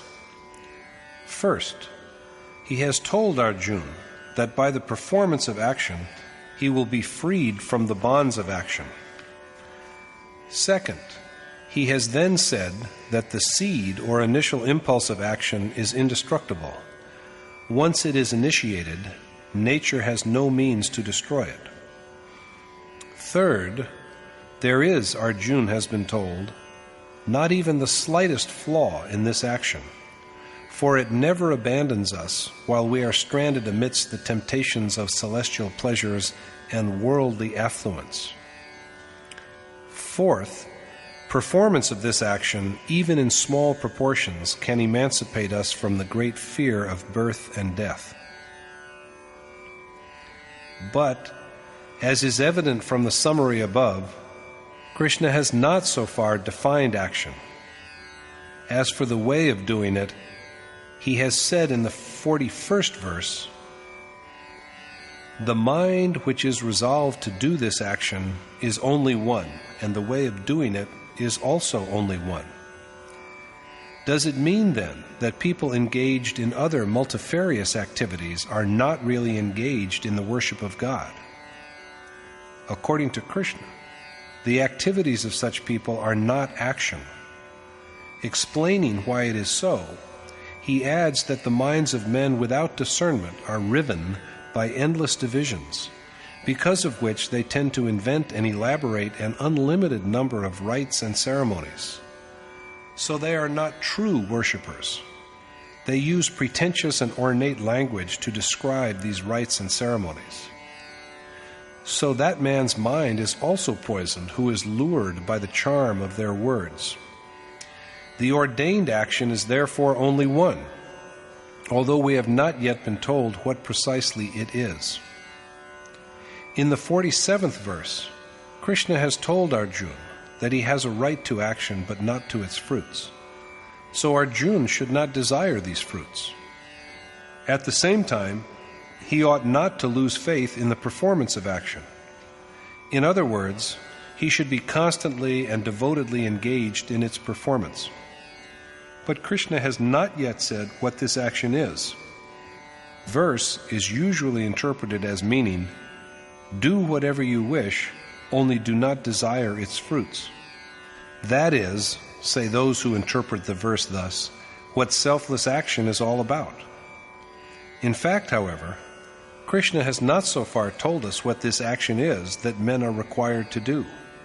He has so far elaborated only its characteristics, what the gains from it are, and the precautions that have to be observed in the course of its performance.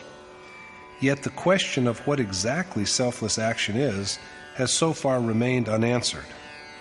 It is, in fact, answered only in chapters 3 and 4. Krishna again reverts to what he has already said.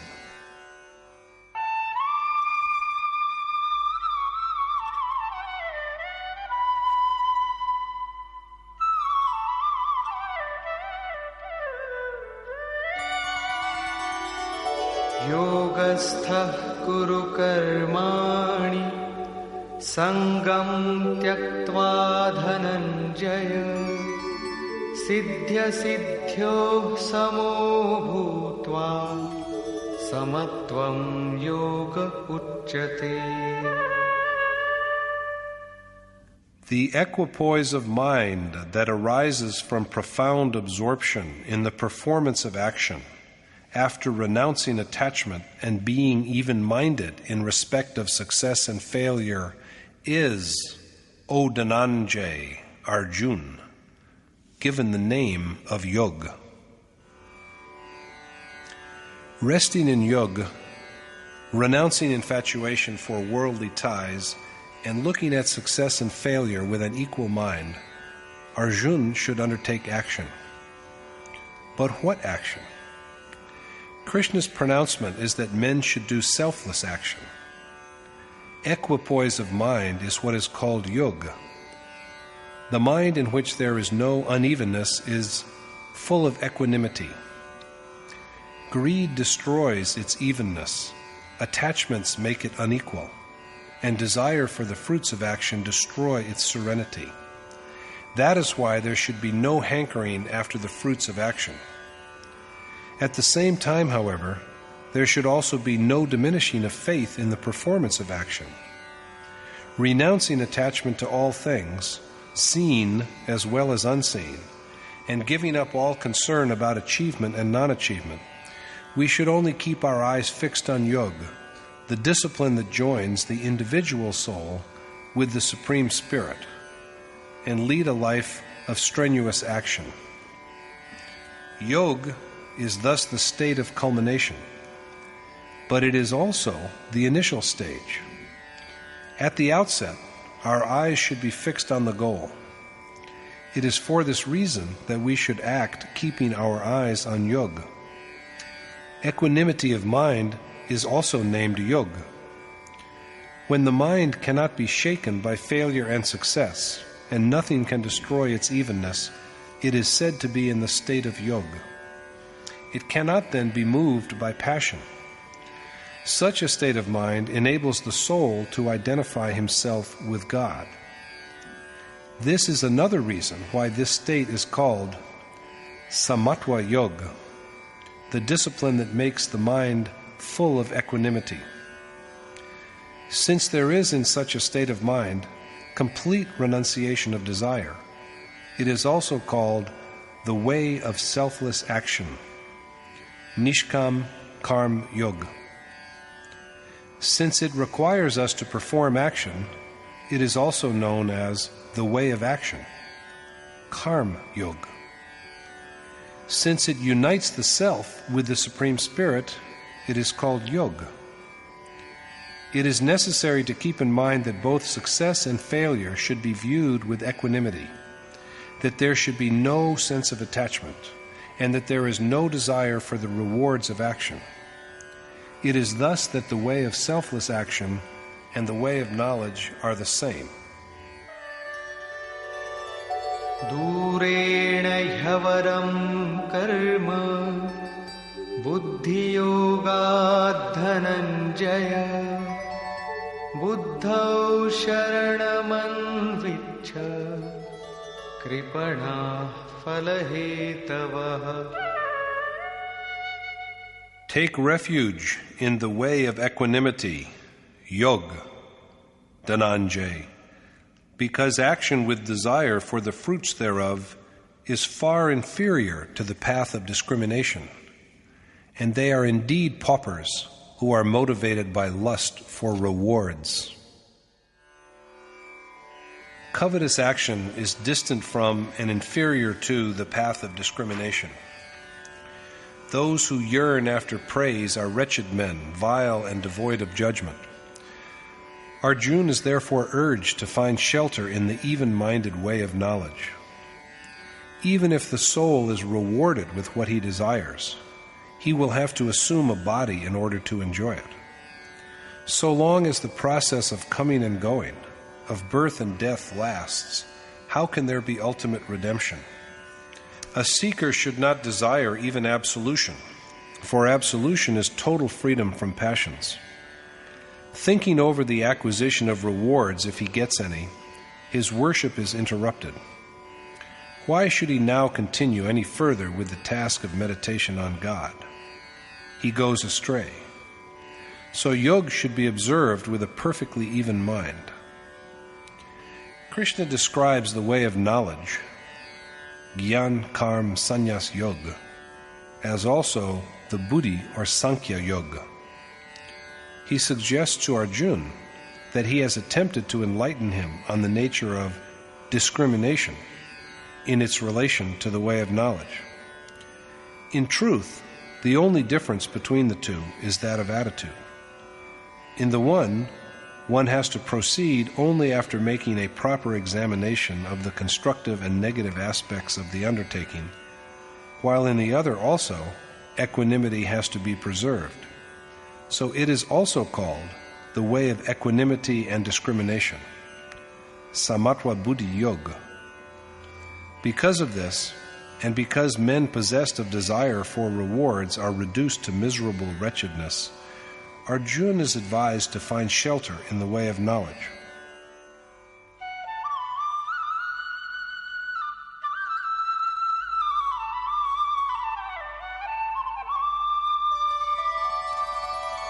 Buddhi yukto jahatiha ubhe sukrita dushkrite tasmad yogaya yujjasva yoga karma sukaushalam.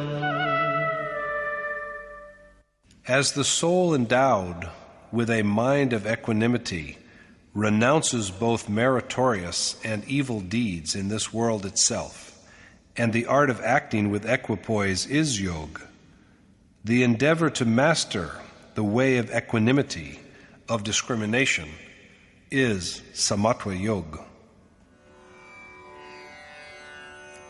Stoic minds give up both the sacred and the sinful in this life itself. They adopt an attitude of detachment to both. So Arjuna should strive for the equanimity of mind that is derived from the way of knowledge. Yoga is the skill of acting with equipoise. Two attitudes towards action prevail in the world. If people do a work, they also wish for its fruits. If there are no rewards, they may not even like to work. But Yogeshwar Krishna regards such action as bondage, and states that worship of the one God is the only worthwhile action. In the present chapter, he has only named action. Its definition is given in the 9th verse of chapter 3, and its nature is dwelt upon at length in chapter 4. In the verse about to be quoted, the skill of acting in freedom from worldly customs is that we should perform action and do it with dedication, but at the same time with voluntary renunciation of any right to its fruits. However, it is but natural to be curious about what will become of these fruits. But of course, there is no doubt that selfless action is the right way of action. The whole energy of the desireless worshipper is then directed to his action. The human body is meant for worship of God. At the same time, though, one would like to know whether one has just always to go on acting, or whether the performed action will also produce some result. Krishna now dwells upon this problem. Karmajam buddhi yuktahi phalam tyaktva manishinah janma bandha vinirmuktaah padam gacchantya namayam.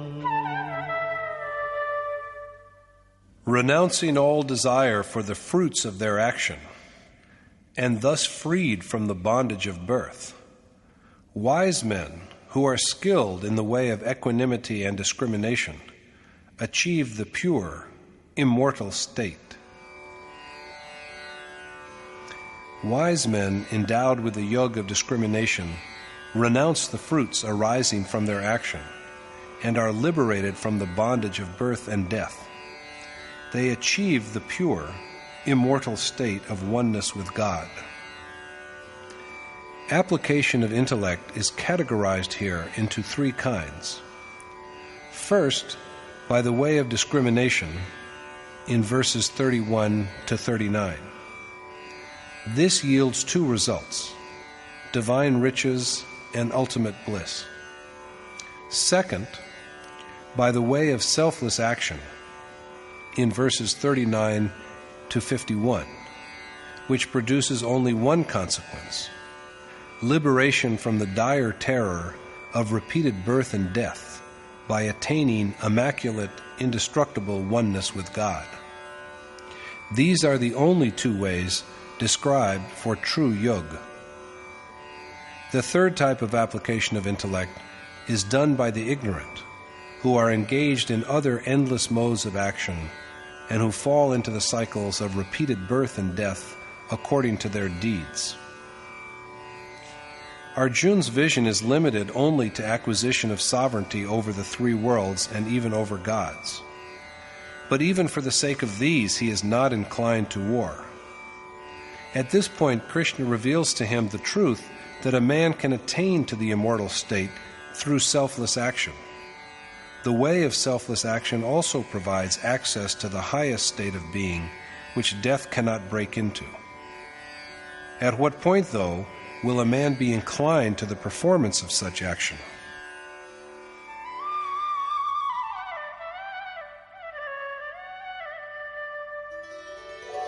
Yada te moha kalilam buddhir vyatitarishyati tada gantasi nirvedam shrotavyasya shrutasya cha. At the time when your mind has successfully made its way across the swamp of attachment, you will be capable of the renunciation, which is worth hearing of and which you have heard.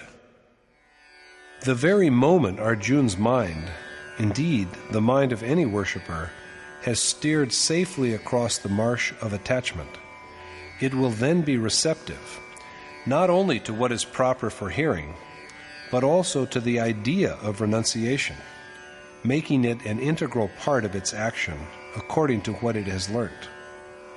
At the present moment, however, Arjuna is unprepared to listen to what is proper for hearing, and so the question of its influencing his conduct, of course, simply does not arise.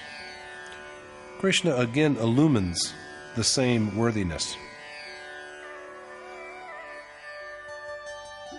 Shruti vipratipanna te yada sthasyati nischala samadhavachala buddhi tada yogamavapsyasi.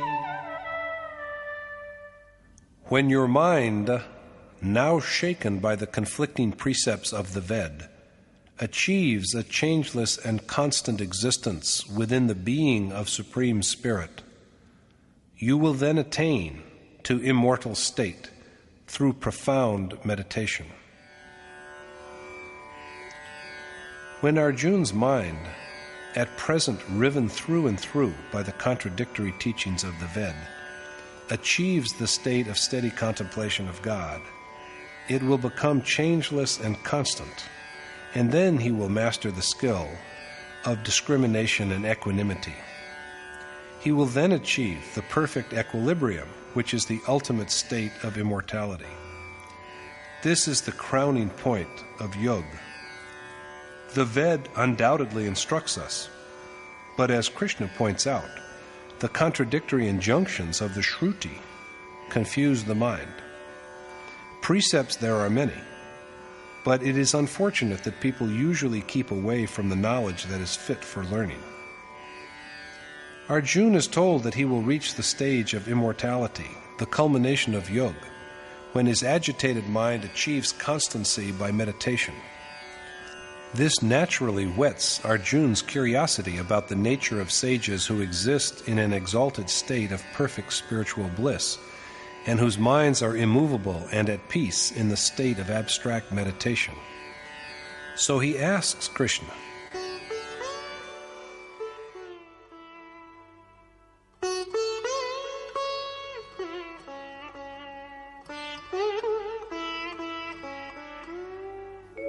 स्थितप्रज्ञस्य का भाषा समाधिस्थस्य केशव स्थितधिः किं प्रभाषेत किमासीत व्रजेत किम्. Arjuna said, "What, O Keshav, is the mark of the man who has attained to the state of true meditation and equanimity of mind? And how does this man with firm discrimination speak, sit, and walk?" That soul which has resolved his doubts is in the state of samadhi, or perfect absorption of thought, in the Supreme Spirit, the one worthy object of meditation. One who has achieved equanimity and discrimination by identification with the eternal essence, which has neither a beginning nor an end, is said to be in the state of abstract contemplation of the nature of the Supreme Spirit. Arjuna asks Krishna for the qualities of the man with a mind of equanimity engaged in such contemplation. How does a man with steadfast wisdom speak? How does he sit? What is his gait? Arjuna has thus asked 4 questions. Thereupon Krishna says,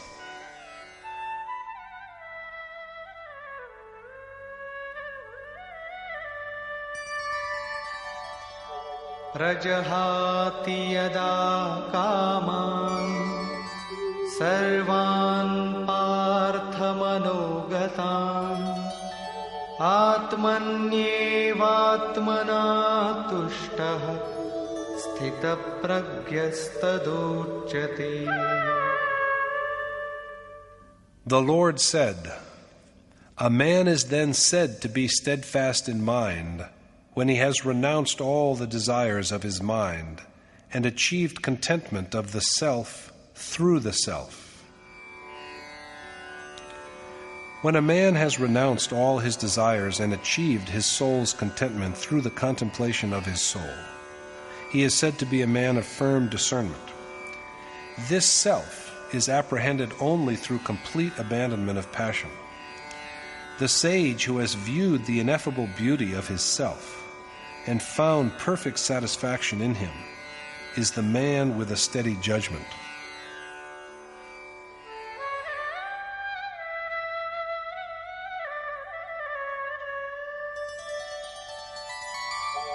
दुःखेष्वनुद्विग्नमनाः सुखेषु विगतस्पृहः वीतरागभयक्रोधः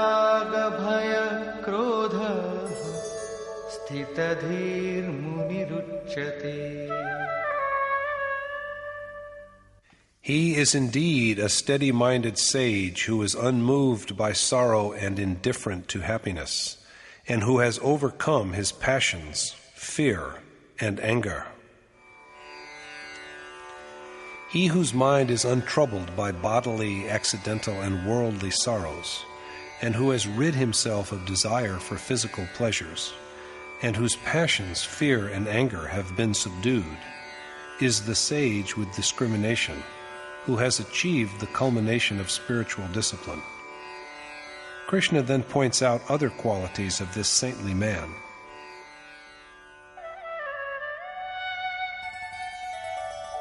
यः सर्वत्रानभिस्नेहः तत्तत्प्राप्य शुभाशुभम् नाभिनन्दति न द्वेष्टि तस्य प्रज्ञा प्रतिष्ठिता. That man has a steady mind who is entirely free from attachment, and who neither gloats over success nor abhors failure. That man has a firm wisdom who is totally free from infatuation, and who neither welcomes good fortune nor repudiates misfortune. That alone is auspicious which draws a soul to the being of God, whereas that which pulls the mind to temptations of the material world is inauspicious. The man of discrimination is not too happy in favorable circumstances, and he also does not scorn adversities. because neither is the object which is fit for attainment different from him, nor is there for him any evil that may sully the purity of his mind. That is to say, that he has now no need for further striving. Yada samharate chayam kurmonganiva sarvashah indriyani indriyarthebhyah tasya pragya pratishtita. As a turtle pulls in its limbs, this man reins in his senses from all objects, and then he truly has a steady mind. When a man pulls back his senses from all sides and restrains them within his mind, like a turtle pulling its head and feet within its shell, his mind is steady. But this is only an analogy. As soon as the turtle knows that the danger is gone, it again expands its limbs. Does a man of steadfast wisdom also, in the same way, let his senses loose after restraining them and resume enjoyment of worldly pleasures?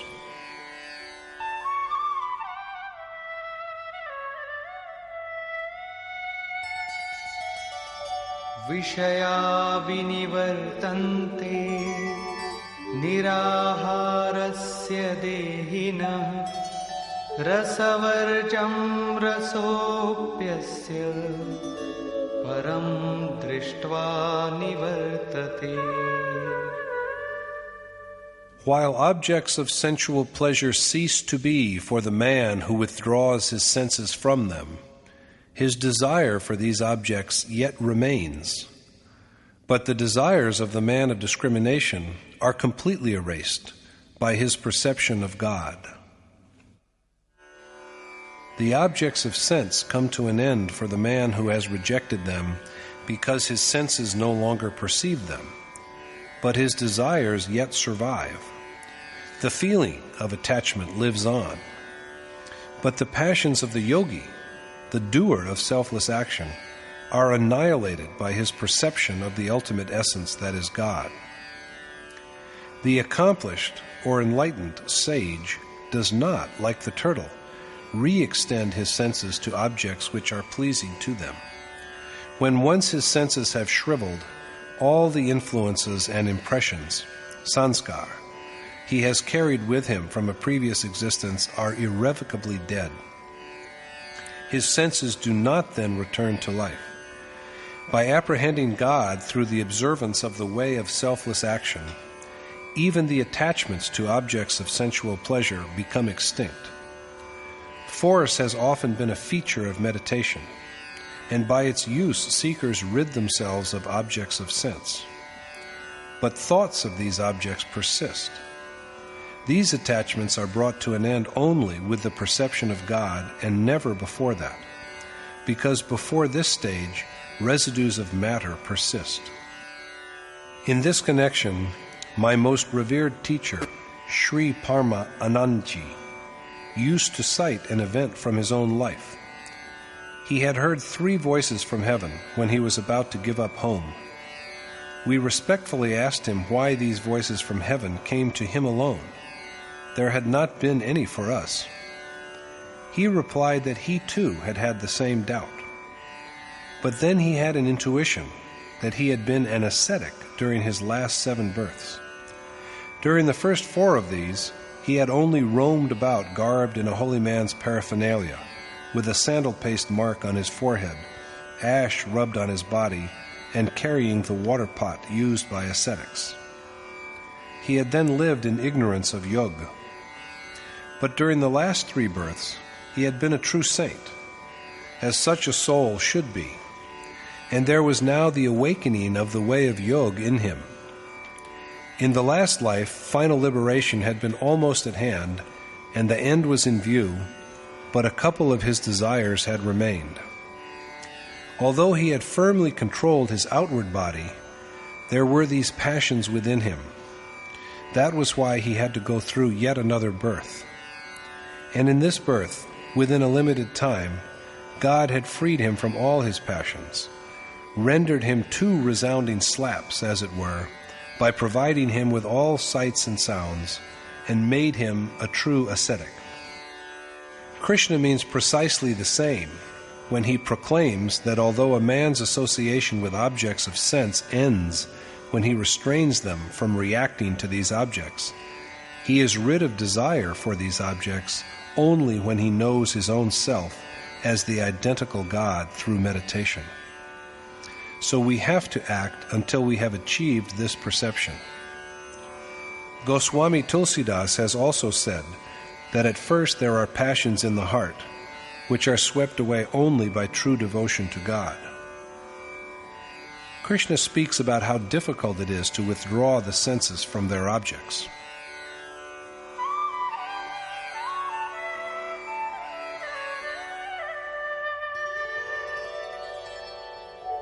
Yatato hyapi kaunteya purushasya vipaschitaha indriyani pramathini haranti prasabham manaha tani sarvani sayyamya yukta asita matparaha vashe hi yasyendriyani tasya pragya pratishtita. O son of Kunti, men ought to subdue their senses, which seize forcibly even wise and striving minds, and devote themselves to me with perfect concentration, because only that man's mind is unwavering who has achieved control of his senses. Mutinous senses ravish even discerning and active minds, and undo their steadiness. So with full control over his senses, equipped with yoga and devotion, Arjuna should find shelter in God, of whom Krishna is an incarnation, for that man alone has a firm mind who has subdued his senses. Here, Yogeshwar Krishna explains what ought to be prevented in the course of worship, as also the components of spiritual seeking which it is the duty of men to undertake. Restraint and prohibition alone cannot subdue the senses.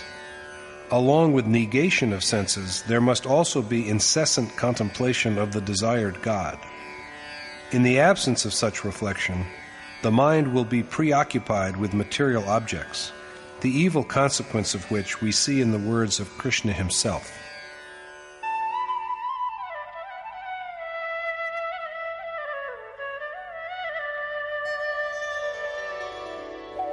ध्यायतो विषयान् पुंसः सङ्गस्तेषूपजायते सङ्गात् संजायते कामः कामात् क्रोधोऽभिजायते. They whose thoughts are of sensual objects are attached to them. Attachment gives rise to desires, and anger is born when these desires are obstructed. The feeling of attachment persists in men who have not yet got over their concern with the objects of sense. Desire is born from attachment, and there is anger when there is an obstacle in the way of satisfaction of desire. And what does the feeling of anger give rise to? क्रोधाद् भवति सम्मोहः सम्मोहात् स्मृतिविभ्रमः स्मृतिभ्रंशात् बुद्धिनाशो बुद्धिनाशात् प्रणश्यति. Delusion is born from anger, by which memory is confused. Confusion of memory undermines the faculty of discrimination. And when discrimination is lost, the seeker deviates from the means of absolution. Confusion and ignorance arise from anger. Distinction between the eternal and the transient is obliterated. Remembrance is shaken by delusion, as it happens with Arjuna. Krishna says again that in such a state of mind one cannot determine wisely what to do and what not to do. Confusion of memory weakens the seeker's dedication, and loss of discrimination makes him deviate from his goal of being one with God. Here Krishna has emphasized the importance of cultivating unconcern with sensual objects. The worshipper's mind should rather always be concerned with that, whether it be word, form, incarnation, or abode, by which his mind may be enabled to be one with God. The mind is drawn to sensual objects when the discipline of worship is relaxed. Thoughts of these objects produce attachment, which in its own turn results in desire for them. Anger is generated if the satisfaction of this desire is obstructed in any way, and ignorance finally undoes the power of discernment. The way of selfless action is also said to be the way of knowledge, for it has always to be kept in view that desire must not be allowed to enter the worshipper's mind. There are, after all, no real fruits. Advent of desire is inimical to wisdom. Steady contemplation is therefore a necessity. A man who does not always think of God strays from the right path that will lead him to ultimate bliss and glory. However, there is one consolation. The chain of worship is only broken, not completely destroyed. Once the joy of worship has been experienced, when taken up again, it resumes from the same point at which it was discontinued. This is the fate of the worshipper who is attached to sensual objects. But what is the lot of the seeker who has mastered his mind and heart?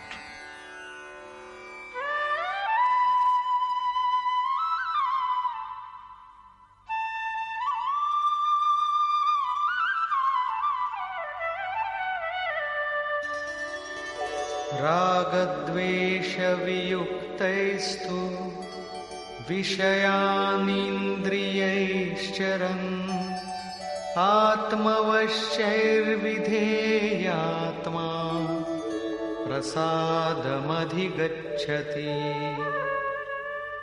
But that man achieves spiritual tranquility who has mastered his mind, and who remains unaffected by sense objects, although he may be roaming amidst them, because his senses are properly restrained. Possessed of the means of spiritual realization, the sage who has experienced an intuitive perception of the identity of self and the Supreme Spirit achieves the state of the most sublime peace, because he has subdued his senses and therefore remained untouched by their objects, even though he may be wandering in their midst. No prohibitions are needed for such a man. There is for him nothing unpropitious anywhere against which he should fight and defend himself. There is also for him no good for which he should yearn.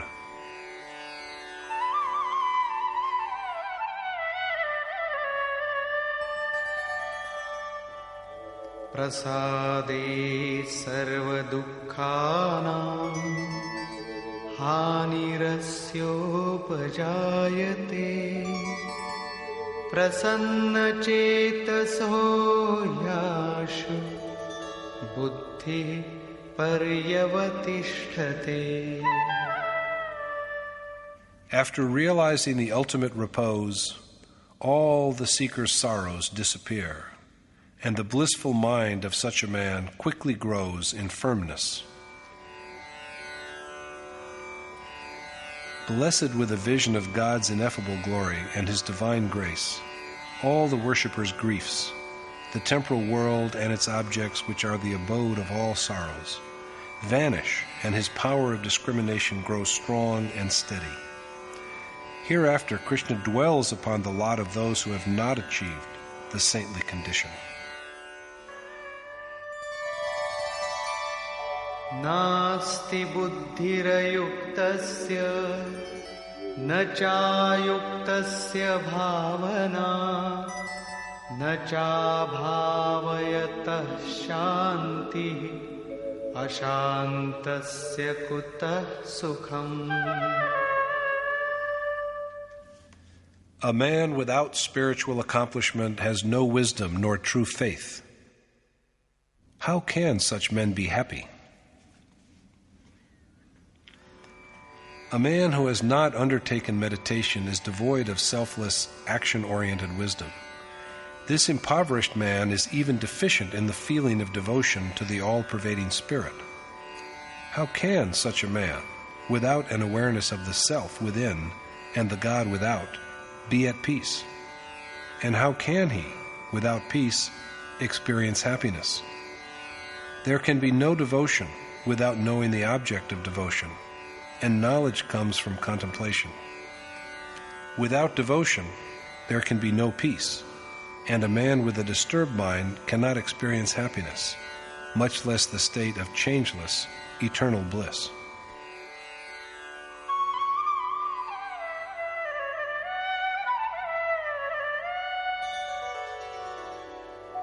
Indriyanam hi charatam yanmanonuvidhiyate tadasya harati pragyam vayurnavamivambhasi. For as the wind captures the boat on water, just so, even one of the senses, that roam amidst objects of their gratification and with which the intellect dwells, is strong enough to sweep away the discrimination of one who is unpossessed of spiritual attainment. As the wind drives a boat far away from its destination, even one out of the five senses, roving amongst objects perceived by the intellect, can get hold of the man who has not undertaken the task of spiritual quest and discipline. Therefore, incessant remembrance of God is essential. Krishna again dwells upon the importance of action-oriented conduct. Tasmadyasya mahabaho nigrihitani sarvashah indriyani indriyarthebhyah tasya pragya pratisthita. Therefore, O the mighty-armed Arjuna, the man who prevents his senses from straying to objects has a steady discrimination. The man who restricts his senses from being drawn to their objects is a man of steady wisdom. The word arm, as used here, is a measure of the sphere of action. God is called mighty-armed Mahabahu, although he is bodiless and works everywhere without hands and feet. The one who becomes one with him, or is inclined to him, and is on the way to his sublime splendor, is also therefore mighty-armed. That is the significance of the use of this epithet for both Krishna and Arjuna.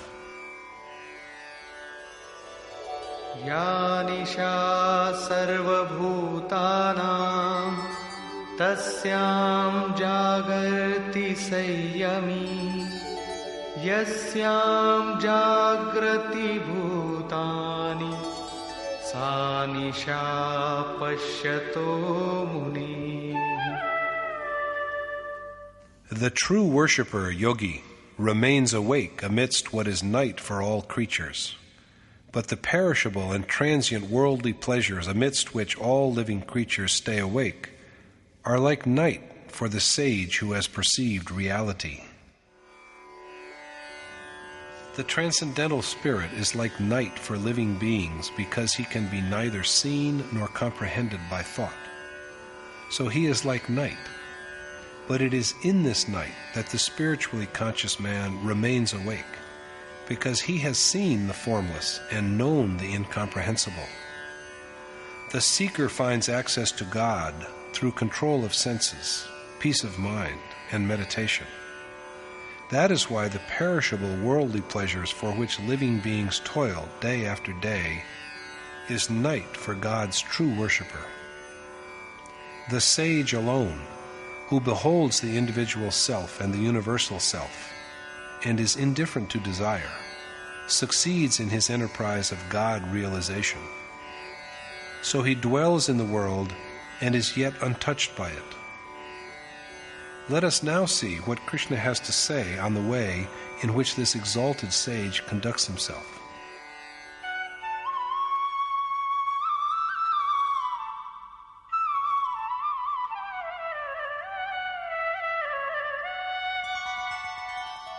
Apuryamana pratishtham samudramapa pravishanti yadvat tadvat kamayam pravishanti sarve sashanti mapnoti na kamakami. As the water of many rivers falls into the full and ever-constant ocean without affecting its tranquility, even so the pleasures of sense merge into a man of steady discrimination without producing any deviation, and such a man attains to the state of the most sublime peace, rather than yearn for sensual enjoyment. The full and changeless ocean assimilates all the rivers that flow violently into it without losing its repose. Similarly, the man who is aware of the oneness of his self and the Supreme Spirit assimilates all worldly pleasures within himself without in any way straying from his chosen path. Rather than longing for sensual gratification, he aims at the achievement of the most sublime bliss of uniting his self with the Supreme God. Ravaging everything that comes in their way, crops, men, and animals, and their habitations, and with a frightening roar, the violently sweeping currents of hundreds of rivers fall into the ocean with a tremendous force, but they can neither raise nor lower its level by even an inch. They only merge into the ocean. In the same violent way, sensual pleasures assault the sage who has attained knowledge of reality and merge in him. They can impress on him neither weal nor woe. The actions of a worshipper are non-good and non-evil. They transcend good and evil. The minds which are conscious of God, restrained and dissolved, bear only the mark of divine excellence. So how can any other impression be made on such a mind? In this one verse, then, Krishna has answered several of Arjuna's queries. Arjuna was curious to learn the mark of a sage who knows the divine reality, how he speaks, how he sits, how he walks. With the single word, ocean, the omniscient Krishna answers all these questions. The mark of a sage is that he is like an ocean. Like an ocean, he is not bound by rules, that he must sit like this and walk like that.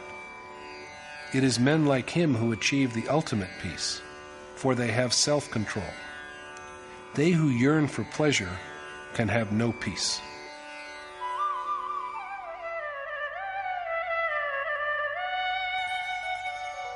Vihaya kamanya sarvan pumanscharati nispruha nirmamo nirahankarah sashanti madhigacchati. The man who has renounced all desire and who conducts himself without ego, arrogance, and attachment is the one who achieves peace. Men who have given up all desire and whose actions are entirely free from the feelings of I and mine realize the ultimate peace beyond which there is nothing to strive for and achieve.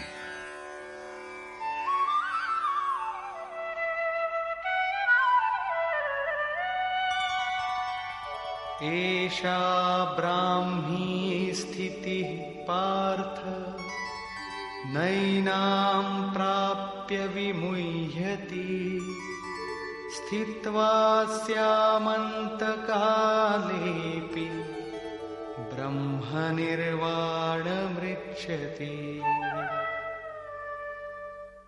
Such, O Arjuna, is the steadfastness of the man who has realized God. After attaining to this state, he subdues all temptation, and resting firmly in his faith, with his death, he continues in this state of rapture, of the union of his self with God. Such is the state of one who has realized God. Rivers of temporal objects merge into these ocean-like sages who are endowed with self-control and an intuitive perception of God. Conclusion. In this chapter, as we have seen, by expounding the merits of action and by indicating the precautions to be observed in the performance of action, as well as the characteristic marks of the sage who has gained direct knowledge of the self and God through perception, Krishna has aroused Arjuna's curiosity and also answered some of his queries. The self is immutable and eternal. Arjuna is exhorted to know it in order to learn reality. There are two ways of acquiring this knowledge: the way of discrimination or knowledge, and the way of selfless action. Krishna says that he has two kinds of devotees. There is first the follower of the way of knowledge, Gyanmargi. Secondly, there is the follower of the way of devotion, Bhakti Margi. The man of devotion, or doer of selfless action, finds refuge in God and proceeds on his chosen path with total dependence on his grace. Possessed of confidence in his own strength, on the contrary, the man of discrimination goes along his way after making a proper evaluation of his own ability as well as of the profit and loss in the enterprise. But the two have a common goal and the same enemies. Not only the man of discrimination, but also the man of devotion has to overcome the same adversaries, namely anger, desire, and other impieties. Both of them have to renounce desire, and the action, too, that has to be performed under both the disciplines is one and the same. Thus concludes the second chapter in the Upanishad of the Sreemad Bhagavat Gita on the knowledge of the Supreme Spirit, the science of yoga, and the dialogue between Krishna and Arjuna, entitled Karma Jigyasa, or Curiosity about Action. Thus concludes Swami Adgaranand's exposition of the second chapter of the Sreemad Bhagavat Gita in Yadhartha Gita. Hare Om Tat Sat.